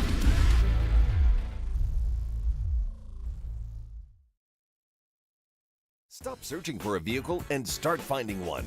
Les Stanford Chevrolet Cadillac makes it easy. We harness the power of multiple dealerships and own the biggest selection of GM brands in the area to get you the car you need. With the Les Stanford Group, you'll have access to 4 different dealerships, providing you with more makes, more models, and more choices. We're connected to more than 1,000 vehicles, and with so many high-quality CPO vehicles available, you'll find new car quality at pre-owned prices. You can start and end your search at lesstanford.com today. It's bear hunting season, and Dan Campbell is hungry for some kneecaps. If you can just get a hold of them and you start dragging their ass out to the deep, dark abyss, you can drown them. The Kings of the North are back for another year of the brand new Lions. Make sure you're locked in to Detroit's #1 sports network for all the news and info on your Detroit Lions. Woodward Sports, let's go. Give your pet the best. Premier Pet Supply is hands down Michigan's best pet store. Same prices and all the conveniences online and big box retailers, with one major difference. Family and locally owned and operated by my guy Mike and his family for over 30 years. Great guys. Make sure you guys go support them. Over 60 brands of food with nutrition experts to help you. Same day, local curbside and home delivery. Premier Pet Supply. Give your pet the best. www.premierpetsupply.com. What up, and welcome back to World Heavyweights Live, WorldSports.com. I'm easy joined by... No, I gotta stop doing that. Young Chris, Nicholas Kohloff, a.k.a. Microwave Nick. Let's go. If you guys follow me at @SpeakySports_, I want to talk Lions today with all the Tigers hype. I know it was as easy to get it in, but, Spinny actually ended up going to the Tigers game, so we got our Lions topics. I want to know what you guys want to talk about. One of the first things I got, let me find the tweet here from it too. But regardless, they pretty much asked, can the Detroit Lions survive a shootout with the Seattle Seahawks team? So where I'm at with this is I kind of said this in the last segment, right? With Jared Goff, I think that's the way that they win, is that they put out a ton of points. So because I'm expecting some defensive regression. I mean, you're missing holes everywhere. The defensive line, the linebacking room, the secondary, every layer of your defense is missing parts. So it's a very fair and safe assumption to expect a subpar performance. I'm not expecting a terrible performance because you still do got guys like DJ Reader, Hutch, Kirby Joseph, guys that are playing at a very, very high level so far. So I do expect, I do expect a decent performance, but I can't expect the defense to carry this team like it has the first 2 games. So my answer to this is it doesn't even necessarily need to be a shootout. They just can't leave points on the board, and that comes to Dan Campbell. You have to make every call right. Every 4th down call has to be the right call. If you're going for it on 4th and goal rather than just kicking the 3 points, you got to get that. You can't leave that with 0 points. If you're in field goal territory and you decide to go for it, you have to convert that. You can't leave without those 3 points. Taking those 3 points if you need to, I think, are crucial for this game. I don't think odds are in your favor if this game goes to a shootout. I'm just be straight up with you. I think we've learned over these past couple of weeks this team is best when it's a low-scoring game, when you're running the football, you're controlling the clock, and you got the rock. That's how this team has success. That's how this offense has success. Running that football, even though it opens up those passing lanes for JG to take advantage of. Can he do it? Yes. Anytime you start to creep up above those, 29, 30, 40, 55 passing attempts, it's just not going to go in your favor. I've said it earlier this week. Only 3 things can happen when we throw that football. 2 of them are bad. It's a catch, interception, or deflection. Run the football. You cannot afford for this game to be a shootout. I don't know that the defense is just as much as I think they're improved. And I do truly believe they belong in that top 10 they're statistically in right now. They're still very young. They're still very much gelling with each other.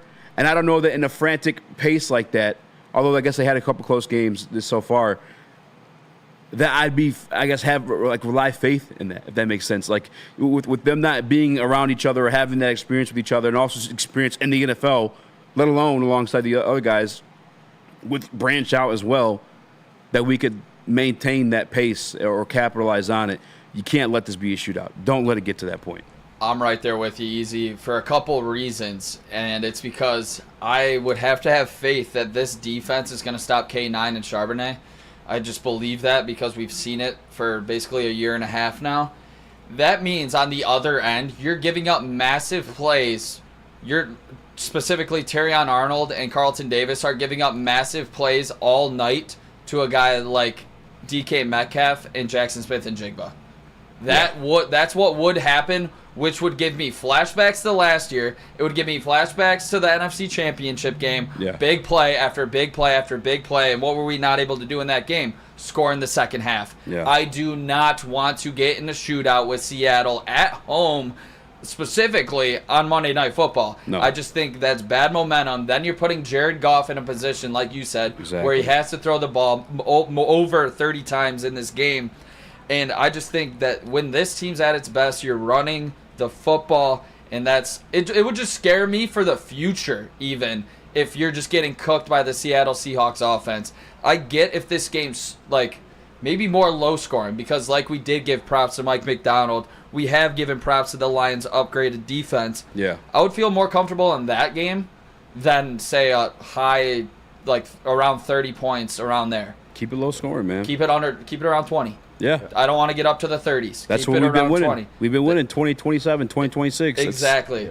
Yeah. That's where I'm at with it. I don't necessarily mean that this has to get to the 30s. I just mean that they just have to not leave points on the board. That's really what it is. I agree with you guys 110% that they are best with a slow, ugly game where they run the ball, they bleed the clock. I mean, that whole second half against that whole second half of the Tampa Bay game, the Arizona Cardinals game, it just felt like a python, just like kind of slowly, suffocating its prey. Like that's really what it felt like. So for me, I just mean that they can't have those errors where they leave points on the board like they did in Tampa Bay. Because to be honest with you, if they took the points that were on the board, or if they converted just a little bit better, I'm not talking they need to be the historic offense that we all, for the record, believe they can and should be. I just need them to be good enough to counter the holes that this defense will have inevitably when you're missing all of this high-level talent, because you're missing it at every single layer of the defense. So it's going to be very hard. And then like you talked about, there's still youth on the defense as well. So I just think it's unfair to expect the defense to carry you. So I don't necessarily need a high-scoring game. I just need you to not leave points on the board and to make the most of your opportunities. If you do that, I'm confident this defense is capable of holding Seattle under 30. I'm very confident in that. I'm confident that this defense can hold Seattle under 24. I mean, I see a 20-21 point Seattle game max. I really do, even with the holes in this defense. So you just need the offense to be good enough. Well, that's the part about the defense this year. I don't know if there's too many holes. I mean, I'm you talk about right Aleem, you talk about injuries. Davenport, you talk about Barnes, you talk about Branch, and maybe those end up being your holes. But like you actually, if you still want to grab that clip, and I know we didn't end up playing it with the audio, whatever. But like you heard a guy, DJ Reader, who's been around the league for a very long time. A guy that's played next to a 3-time Defensive Player of the Year, and J.J. Watt, speak to the talent around this team and the depth around this team. And he says up there with the best he's ever been a part of, and I truly believe that. So like, yeah, you're going to miss especially a guy like Branch, in my opinion, just because he's so much of a playmaker. Aleem, you're going to miss as well. But I like the defensive rotation along the defensive line. That's one of the, Levon Zarika I've been gushing over ever since I went and actually saw him in camp. He is the real deal. The defense needs to step up, keep that thing low scoring. And the situation is, too, I said it earlier, your defense is going to afford you opportunities to score the football, whether it be via turnover, whether it be just sacking them or have a fumble or whatever it is. The offense, when you're going in that shootout situation, not only are you going against Mike McDonald, who kind of just knew how to limit Jared Goff last year, but you're also going against these two weapons he has on that defensive side, and the secondary especially, playmakers, guys that are going to take that ball away from JG, which has been happening the past couple of times we met with these guys, Devon Witherspoon and Tariq Woolen. I don't want to deal with those guys. Those guys are menaces. Those guys are dogs. Despite the fact they played Garbo teams to begin the season, those guys are good no matter what. You know their names because they're good. And they've given us problems in the past. Devon Witherspoon and Tariq Woolen, I don't want to deal with that in a shootout. Keep it low scoring. We got more questions to go to. We also got some bills to pay. Let me tell you guys about KDK Law. It's Kevin and Catherine. Divorce. Right here in Birmingham, Michigan, whether you're dealing with type of divorce, child custody, or visitation. Kevin and Catherine at KDK Law will have you back. Scan the QR code or dial 248-971-0476. Tell them the Heavyweight sent you. They will pay your first-time filing fee. 10 points of your experience and 24/7 availability. It's Kevin and Catherine at KDK Law. Is that an octopus in your pants, or are you just happy to see me? See what I did there? Go Red Wings! From Octopi Experts, Woodward Sports. Braylon Edwards here, Premier Pet Supply. Man, just looking around. Who's got it better than pets?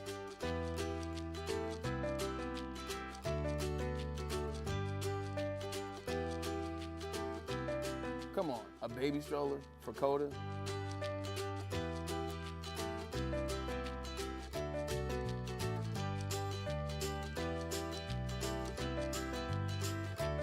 A chef for Lola? Really? Tell me who the real boss here is. Who's got it better than pets? Nobody, especially here at Premier Pet Supply. For over 30 years and more than 13 locations, Premier Pet Supply has everything that your pet can dream of, and guess what?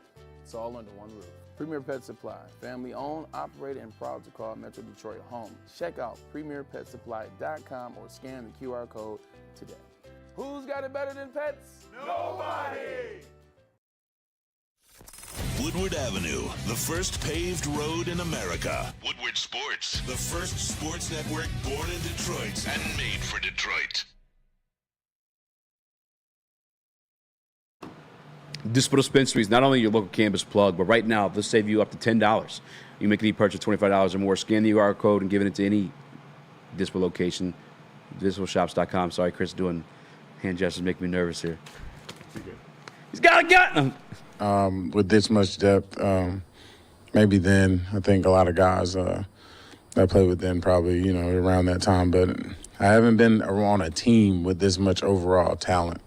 It's kind of, it's very special. You got guys in every position that I think, are premier players in this league at every single level of football. So, that's kind of cool to see. And also, that a lot of higher draft picks and not even that part, just more so guys who understand ball, who are really young and hungry and eager to learn and be special. So that's DJ Reader. There's proof in the pudding that this defense is, although Branch is the one that hurts me the most, I'm being honest with you. I think he's just such a playmaker. He got that interception off of Baker Mayfield. He leads the league in pass deflections right now, and he allowed Kirby to be that true center fielder. He allowed him to be the Parker Meadows and make those amazing catches in the backfield like that. I hope he's ready to play, but you guys saw what happened Sunday. That didn't look good. Yeah, I don't think we can count on Brian Branch in this game, and I don't think we should. I don't think we should. We got a bye week coming up. I would sit him until he gets back fully healthy at Dallas, and honestly, I don't want him to get another concussion. Yeah. If he gets one like that fast, let him heal up a little bit. But speaking of this defense real quick, in the 6 losses of last season, we let up 31 points per game. That's why that number 30 is so crucial. That's what it comes down to. Obviously, the more points you give up, the more likely you are that you're going to lose. But when Jared Goff is... So you don't want to be in a shootout. Exactly. That's why I just think you have to run the ball. That's when this team's at its best. You take care of the clock. You take possessions away from the other team. And you let your defense hopefully get back and let a guy like Hutch loose and let him get after the quarterback, which he's been so elite at this season. That is your best way that you're going to win as a Detroit Lion. That's it. That's the... Yeah. That's it right there. One thing to go in our favor, and I saw someone comment, and I apologize, but they mentioned the Seattle Seahawks rushing defense isn't the greatest in the league. And according to Next Gen Stats, they ranked 19th, and Detroit Lions rushing efficiency is ranked at number 5. So there's that in our favor. We have 2 badass running backs. And despite Frank Ragnow being out, one thing that any backup offensive lineman should be capable of doing, although this scheme is a little bit more complex than most, is run the fucking football. If you ever talk to an offensive lineman, I had the pleasure of working with Lomas Brown. They love doing it. They're using that mass tonnage they got on them, and they're just pressing it forward. And it can be just as easy as that sometimes, unless you got to go to a secondary blocker. But I appreciate you guys for sending questions. We fell down the list here, too. at Speaking Sports _ if you guys want someone in, or send them in the chat live too. But I want to get some of these guys. I love that they sent them to us. Here's another one. This is from Hutchinson's Bulge. How does the Lions offense line up against Seattle's secondary? It's kind of what we were talking about just then. Last year's offense, I'd have faith in. This year's offense, I don't know. I don't know. I think it's more this. No, it's this matchup specific. Like you have the possibility of worrying, yes, maybe, but it's also Mike McDonald, Devon Witherspoon, Tariq Woolen. That's the issue for me. That's why I'm nervous about that secondary. Is it time to worry? I don't know, dog. I'm not worrying yet. Microwave. Come on, cook something up. Cook it up, microwave. No, it's not. I want to, but I'm not gonna do it. Let it out, bro. This is what we're supposed to be. We're supposed to be the voice of the people that are worrying. So if you are, let it out, man. I'm not worried yet, to be honest. I think in Dallas, if you're still not on the same page with everybody, yes, I'm gonna be scared shitless because it's after 4 weeks, after a bye week, into Dallas. To, formidable NFC, usually. Yeah. But, no, I'm not worried yet. I have faith in Ben Johnson. I have faith in Jared Goff. I have faith in these running backs. I have faith in St. Brown. I have faith in Sam Laporta, who still might not play in this game. But, yeah, I think we're going to be just fine if we run the ball, and that's why I'm not worried. I think they got away from who they were in that Tampa Bay Buccaneer game, and that's the reason why we lost that ball game. And that's why I'm not worried at all. They understood it. They talked about it. And, they realized what they did wrong. And so they got right back to it in the Cardinal game. And you beat a really good opponent on the road. Damn. Is that stat true? You what? See that in the chat right now? What's that? A tour says Goff's QBR against the Seahawks as a Lion is 121. I mean, last year was a little bit of a shootout that we lost. He threw a pick six in there. He threw a pick six the other one too, actually. They've been kind of like just score games, but I mean, you got a different coordinator there now. It's Mike McDonald, and like I said, he's in the one matchup he had against JG, he kind of did his thing. I'm gonna go down the rest of these Twitter questions as well, but I gotta respect the man who just paid some money. Detroit supremacy. How many touchdowns over 3 does Goff throw on Monday? Also, easy where you sitting. I actually have no idea where I'm sitting, to be honest with you. I'm pretty sure I'm high up. I just know I'm in the goddamn building, and I'm going to be enjoying myself. I will be at second best bar Smart move. For the pregame, though, if you guys want to come say what up, though, there. Huh? Smart move. Don't let your enemy know. No, I really don't even know where I'm sitting. I really don't. I got the tickets. Don't let the ops get you. You know what? Actually, real quick. Don't let the ops get the drop on you. I'm actually going to be live tonight. You guys remember Stephon Logan, the kick returner? Yes. I'll be live tonight with Stephon Logan. Preach. Let me find the other gym. Darcy Mavell. And a few other guys talking Detroit Lions. I think that's going to be on a Facebook event, though. Make sure you guys tap in for that one. But he's the one that gave me the tickets. I'll announce that tonight. I'll look him up. Shout out to Darcy. But either way, moving on to the Twitter questions, though. Or else you guys want to ask that question. I didn't even answer that one, really. How many touchdowns over 3 does Goff throw on Monday? Why does he say over 3? Like, that's what he has? He's a big Goff guy. Does Goff well, have you answer first. He's asking you easy right now. He is asking me. I don't think that man throws for over 3 touchdowns on Monday night. How many does he throw? 1 to 2. Which one? 1. By the number. By the numbers. Yeah, I gotta go to 1. And not even a disrespectful sense. Again, I do mention the names. Tariq Woolen. I'm gonna go with passing touchdowns are down like historically bad this year. So true. I think that's not just a Goff thing. I think I would go with 1 as well. I think they're going to have 3 touchdowns. I think 2 are running and 1 is passing. I think that. Actually, you want some numbers real quick, Nick? Just real quick. Before I say the stat? Yeah. I got one for you. Let's hear Amon-Ra St. Brown has a league-high 18 targets when aligned to the slot this season, totaling 11 receptions for 106 yards. The Seahawks defense has allowed a league-low 4.3 yards per attempt to opposing passers targeting the slot this year. You know who plays their slot position? When it comes down to that, Devin Witherspoon. Devin Witherspoon. A guy that Brad Holmes, the cornerback snob, wanted to draft before he got taken by the Seattle Seahawks at 5. Well, good thing I didn't know that, but that's not where I was going. I think you saw J-Mo get the 1 catch last week. We unleash him again this week on a big play. I think Goff hits on Monday Night Football. They love to get the crowd going, and I think that does it with J-Mo on a big touchdown. But the other one. Other one. The tight end. Brock effing right. You know how Ben Johnson loves to scheme up for these tight ends. I think Jared Goff is going to be able to hit him. After he run blocks, a little play action, sneaks out on the flat. Touchdown, Brock Wright. That is my 2 passing touchdowns for Jared effing Goff. Let's Mr. go. Burners. JG Jets. Jet JG. Does he rush for a first down in this game? Easy. Yes. Whoa. 4 in a row. Yeah. I mean, listen, I told you guys ahead of the season. That's what he did. We haven't seen it in so much passing, but I thought he was going to be like I thought he was going to be most comfortable in this offense he's ever been before. That just wasn't the case so far. But I think that's why he's taking those rushing opportunities. He just knows when his guys aren't going to be open, runs it down. Do you think that biggest reason for that is not having that, comfortability with the third wideout yet? No, or do you think it's like a Ben Johnson maybe throwing too much on him? Or do you think it's him? Week 2 is Ben Johnson throwing too much at him. Week 2? Yeah, he's trying put to too throw much 50 ball times. Yeah, you got a little too much times. dip on your chip, brother. Like, listen, I understand we paid him the $53 million or whatever it may be, but like he ain't working like that. We need to run the ball. He's the best play action quarterback in the entire National Football League. Help that man by running the football. It's just that simple. Praise Goff. Praise Goff. Praise Goff. Praise Goff. We talked about people stepping up in this game. Do you know who's been running for Ragnow? I'm assuming Graham sliding over. Who's taking that left guard spot? Do you know yet? Because we haven't talked about it. Is it going to be the rookie that you traded up for, the Mammoth and Vani Manu? I tell you what, you re-sign Taylor Decker. Because here's the thing with that draft pick. When it happened, you could have pointed to the future and be like, okay, Decker's probably on his way out pretty soon here. He's up there, but then you re-signed him.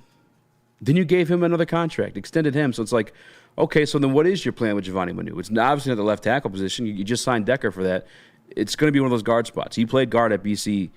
So, yeah, if he's healthy, because he wasn't active, if I'm not mistaken, last week. If he's healthy, I want to see him in the fucking game. You traded a third-round pick for this guy to draft him in the 4th round.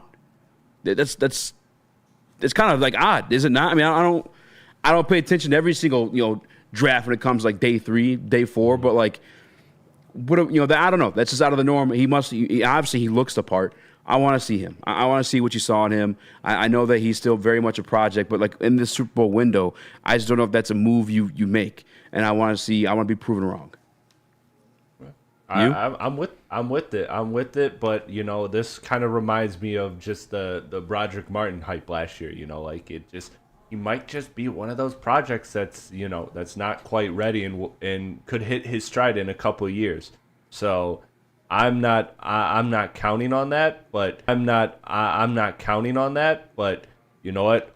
I'd love to see it. I'd love to see the guy in action, see what he can do. Yeah. I think you don't take a guy that high, unless you obviously believe he has the capabilities to do so. Yeah. And we've seen, this does kind of scare me when it comes to this game. Having Frank out, you talk about Byron Murphy, who else they got? They got Leonard Williams, Jonathan Hankins coming over from the Cowboys. They got some guys now, but Leonard Williams, I know he left that game early last week. Byron Murphy also left that game early with the hamstring. They still have Jonathan Hankins, and it's still, they got a plethora of defensive linemen too. Draymond Jones. We've seen that's when Jared Goff is at his worst. Interior getting rushed, and that's our leader, all-pro center, Frank Ragnow, going out. So that's extremely worrisome. So, and I don't think Graham is as good as a center than he is a left guard. This is. Well, he and JG also have communication issues too. Hey, some people say, fellas, this might be a must-win. What? No, I'm just kidding. But obviously, it'd be a huge win to pick up before going into the bye with all the injuries that we're dealing with. And the interior. If we're lighting up a lot of pressure to Goff on the interior, this is going to be a long game, I believe. So, by the way, I'll fully admit that's just me being selfish as a fan, wanting to see Giovanni Manu as early as then, because I very much understand he's a different level of football. But when we drafted him, and Coyote did start that playoff game for you against the 49ers along that way. So it's like you can rely on him in that situation. I'm just being greedy. I'm being selfish. I want to see what Brad saw because he's pretty fucking good at drafting people. Also, I want people to know I was I said it was a must-win last week about the Cardinals. You're right. I don't believe that Last this week was one a is a must-win. Yeah. I mean, this one... I want to a lot Yeah. for the number. You know, you got to keep up with the division. You got to, you know, there's a lot going around the NFL right now. And speaking of that, we'll get to it later. Yes, sir. We will get to around the NFL. But first, I got to tell you guys about Planet Fitness. No matter where you are, there's a Planet Fitness close by. There are more than 50 in Metro Detroit and thousands more throughout the world. At Planet Fitness, you experience a squeaky clean gym that has tons of equipment, friendly, knowledgeable staff, and a totally judgment-free atmosphere. Did you know that all Planet Fitness memberships include fitness training for no extra cost? Want all the perks? Upgrade to the PF Black Card like a boss and enjoy the amenities such as unlimited use of the Black Card Spa featuring hydro massage, massage chairs, and total body enhancement, and more, along with the access to over 2,500 locations worldwide and unlimited guest privileges. I did not know they were unlimited. I've been going. I've only been taking one person. All right. For more information or to join today, visit your local Planet Fitness at www.planetfitness.com. And let me tell you about the Sabbath. Is that what I'm doing? Post game. The post game. On the screen. There you go. Hey, we're there. Listen, do you guys want to hear Stick make every single excuse in the world for Jared Goff? Do you want to hear Hanson argue for Sam Darnold for absolutely no reason? Tune in to the post game. I love those guys. Those guys do it big. Stick's my OG. Hanson's a great guy too. Tune in to the post game after Detroit Lions and catch us in the pregame as well. Thank you to the Detroit Lions and Sheila Hamp for the best season in Lions history. Now it's time to let Brad Holmes cook. Woodward Sports.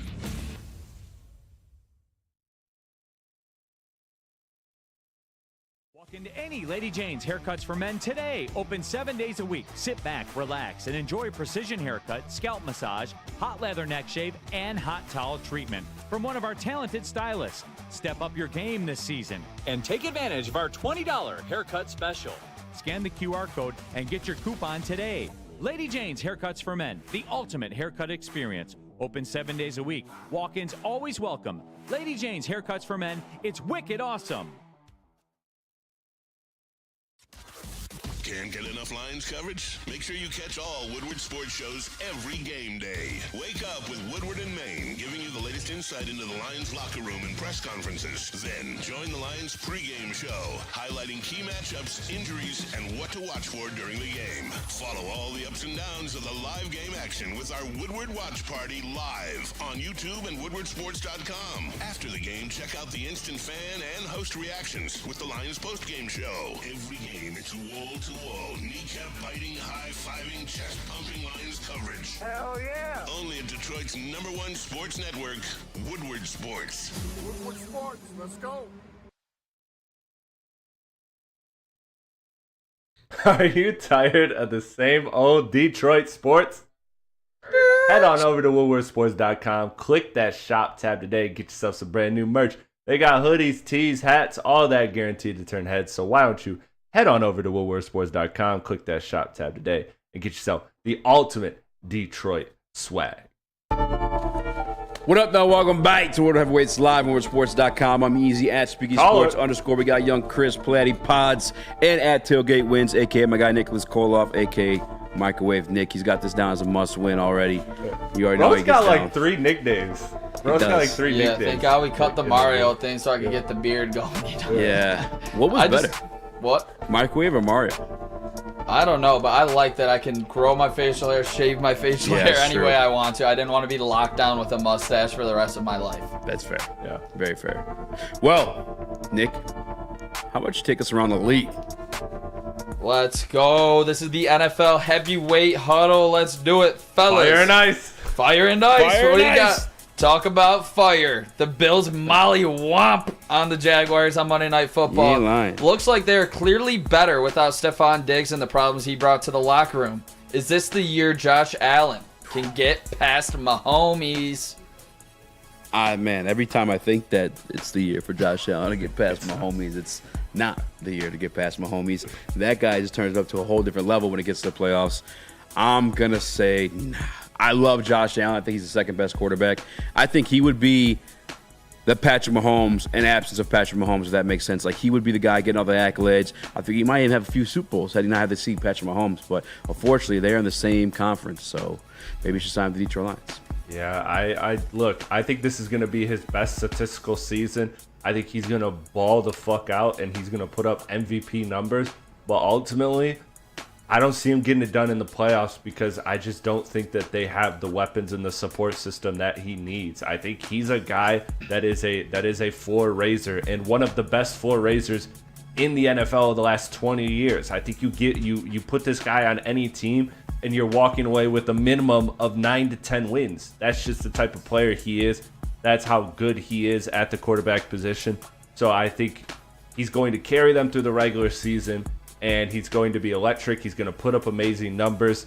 But come playoff time, I just think they're going to eventually duel one of these teams that have more weapons than them. But I want to talk myself into it because the AFC is pretty open. Like, you know, the Chiefs look like they're getting by, but the Texans, they look like they're struggling. So maybe it's open, but I'm going to say no until yes.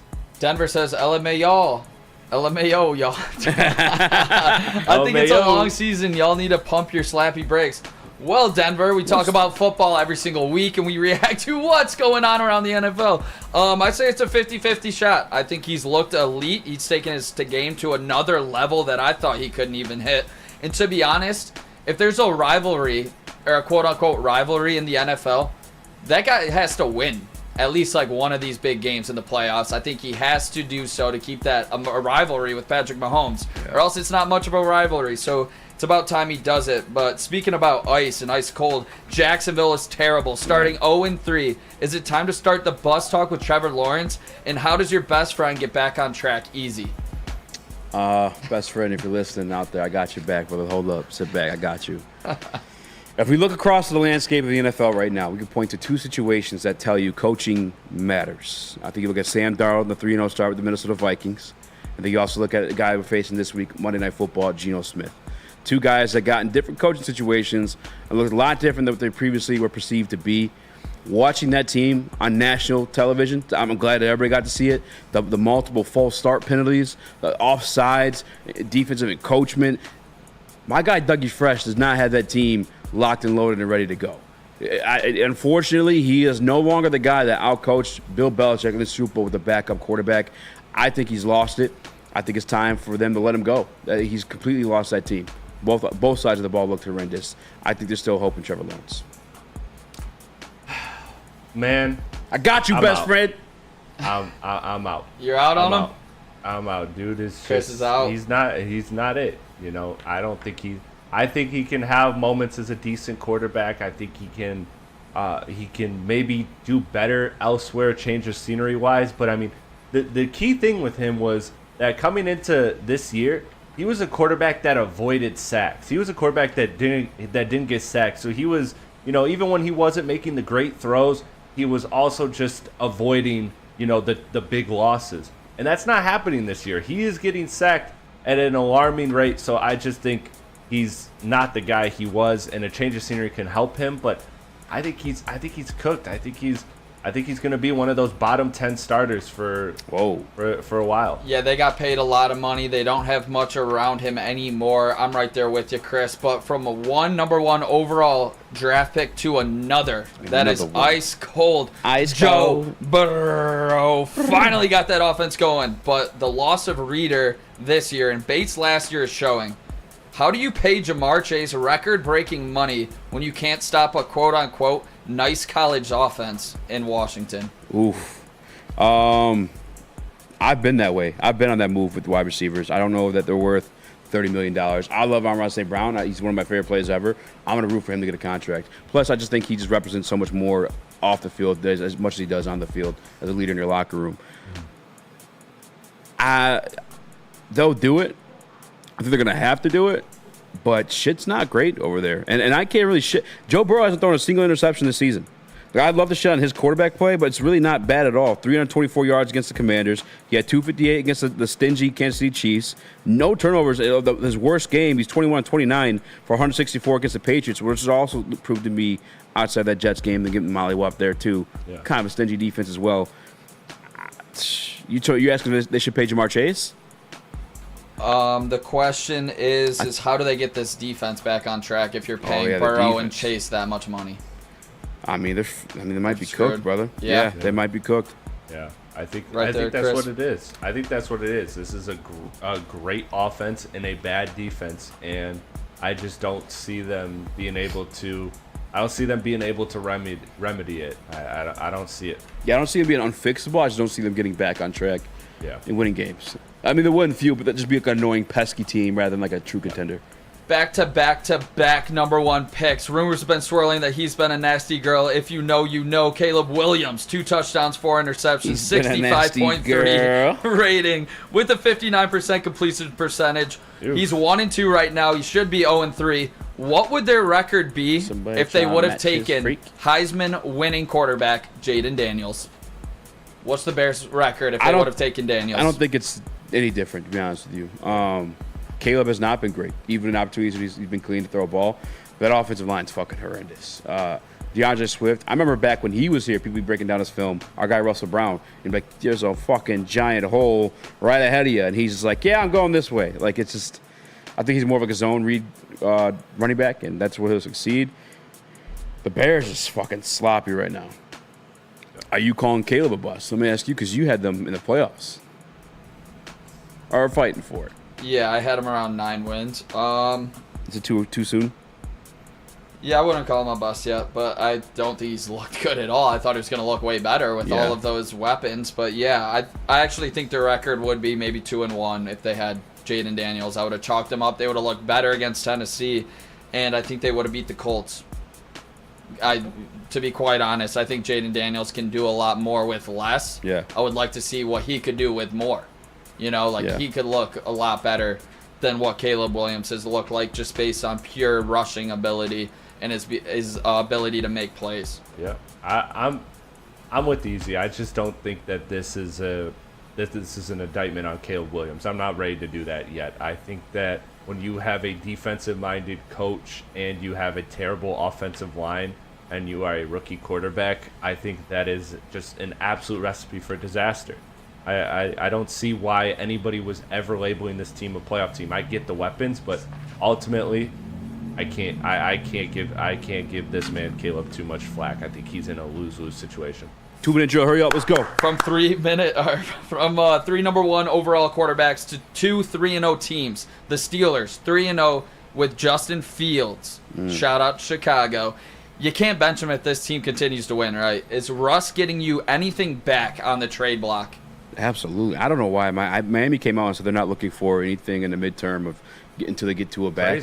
Crazy. I mean, crazy. I mean, in my opinion. I mean, maybe their ownership is willing to accept the losing season instead of paying a guy to lose. So maybe he is willing to, catch a couple of L's. But yeah, to me, I think you got to go out there and get him if you're them. I can't think of another team that could trade for him right now, though. I don't know. You won't get too much back. I'd say that probably like a 5th rounder or something like that. Hey, you got to, especially if you're Miami. Like, dude, like, what are you doing? You saw Skylar Thompson play. You saw Skylar Thompson play, and then after that, you saw Tim Boyle play. Detroit fans, come on, you know where it's at. Like, you can't keep doing that. Not to Tyreek. And yes, I'm biased. Yes, I have Tyreek in my fantasy team. So Chris, get him a fucking quarterback, please. I told you not to do it, Nick. I told you not to do it. Goddamn quarterback. Chris, I'm with you. You got to trade for Russell Wilson. I think I would give up a 3rd or a 4th right now Mortgage for him. the house. You need something. 3-0 Vikings. The Vikings are 3-0 after giving C.J. Stroud trouble all day long, winning 34-7, making him throw for 2 interceptions. What's the bigger takeaway here, fellas? That the Texans aren't world beaters like we thought, or that the Vikings can straight up win the NFC North and contend for the NFC? Austin Meadows home run. Parker Meadows. I'm sorry, his brother. Don't get trolled right now, dude. No, I got trolled. Did you? Yeah, I got trolled. Don't do that. I got trolled. What was the question? Can they keep it up? 1-0. Oh, they did. He did. 1 sec. Meadows homer to right. Wow. Ah! This team. Which one's the bigger difference? Texans aren't world beaters in the AFC, or that the Vikings can straight up win the NFC North and contend for the NFC? Motherfuckers, I hate to hear this. Vikings might contend for the NFC North. I think they do. No, it's win the NFC North and contend for the NFC. Oh, contend for the NFC. After molly-whomping the Texans. I think with the Texans, to get real nerdy, last year they didn't have to have all these 3 wide receiver sets because they didn't have 3 amazing wide receivers. This year they're kind of forcing their hand in that. CJ Stroud had a little bit of extra protection and a little pacifiers, they call those tight ends. He doesn't have that this year. There's too many wide receiver 3 sets, and I think they're kind of adjusting to that. If they go back to that, they'll be the contender you expected them to be, and Tank Dell's going to have to take a back seat. I think the Vikings are going to be menaced, but to compete for the NFC, I'm not ready to say that. That's crazy. Well, I'm also aligned with you, Easy. I feel the exact same way. I don't really have anything to add to it. I think you nailed it. I think Minnesota's just a real team, and Houston will be fine. Houston will be fine, but I think there's a little bit of an adjustment, and maybe we were overhyping this team just a tad bit. Funny they have Stephon Diggs on their team. Just kidding. The NFL, that was the NFL heavyweight huddle. Let's roll. Shout out Parker Meadows, baby. We are back 1-0 lead. Cutter Montero on the mound. Hopefully give it up to Jackson Jobe with a lead where it's not too much pressure on him first time out. All right, and let me tell you about the best youth football league in Metro Detroit. The absolute best. The Boys and Girls Club of Southeastern Michigan's 3C Sports League offers youth ages 5 to 14 with 6 exciting teams to choose from in the locations of Detroit, Belleville, Highland Park, and East Point. All coaches are trained, certified, and undergo background checks. You can register for football or cheer at bgcsm.org. Equipment, meals, and transportation are included, all with the chance to play the championship at Ford Field where the Detroit Lions play. Put the youth back at youth sports with BGCSM 3C Sports. Love Woodward Sports? Love wearing clothes? Then you should be wearing Woodward Sports clothes. Check out our full line of merch at woodwardsports.com. Just click on shop. We have all your favorite designs, like Dan Campbell kneecaps, Woodward golf, and of course, our own logoed out merchandise. Men, women, infants, kids all love Woodward Sports. Impress your friends. Impress your boss. Impress your dog. Buy Woodward Sports merch today.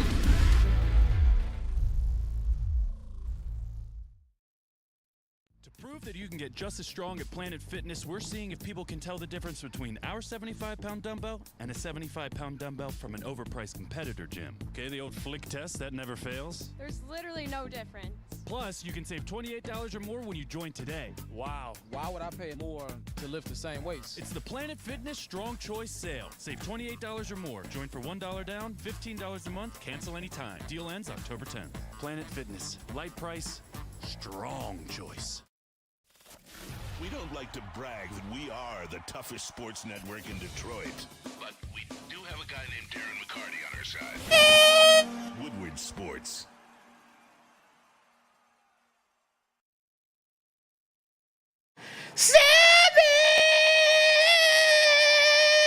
Yeah!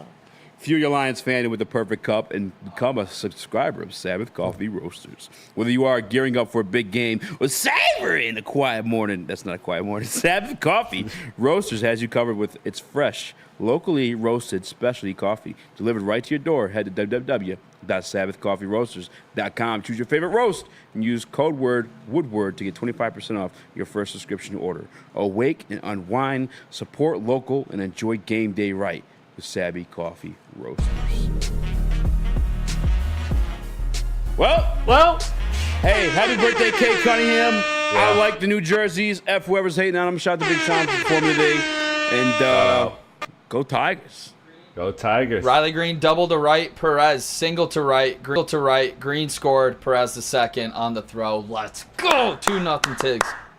Let's go. Yo, JJ Redick's been the head coach for the Lakers for month and a half, and he already aged like 5 years. Dude. His eyes look so sunken in. His hair is so much more grayer. He looks like he lost weight. You see this right now? Yeah, no, I'm shocked. That's crazy. Hasn't even hit the floor yet. Dude looks like anybody that's ever been in office. Like, that's crazy. That sucks. Well, that's terrible. That's very telling. See you later. We want to say Kate Cunningham? I know you want to say happy birthday. I mean, yeah, happy birthday, Kate Cunningham. We were gonna get into his rank 49. We weren't. We were promised that it was gonna get there, but some people just don't deliver on their promises. Some people, you know, are man of their words. Some people aren't. That's fine. Happy birthday, Kate Cunningham. Well, Well, see you later. At Platy Pods, at Tailgate Wins, at SVG Sports _. I love you guys. Hit the like button. We out.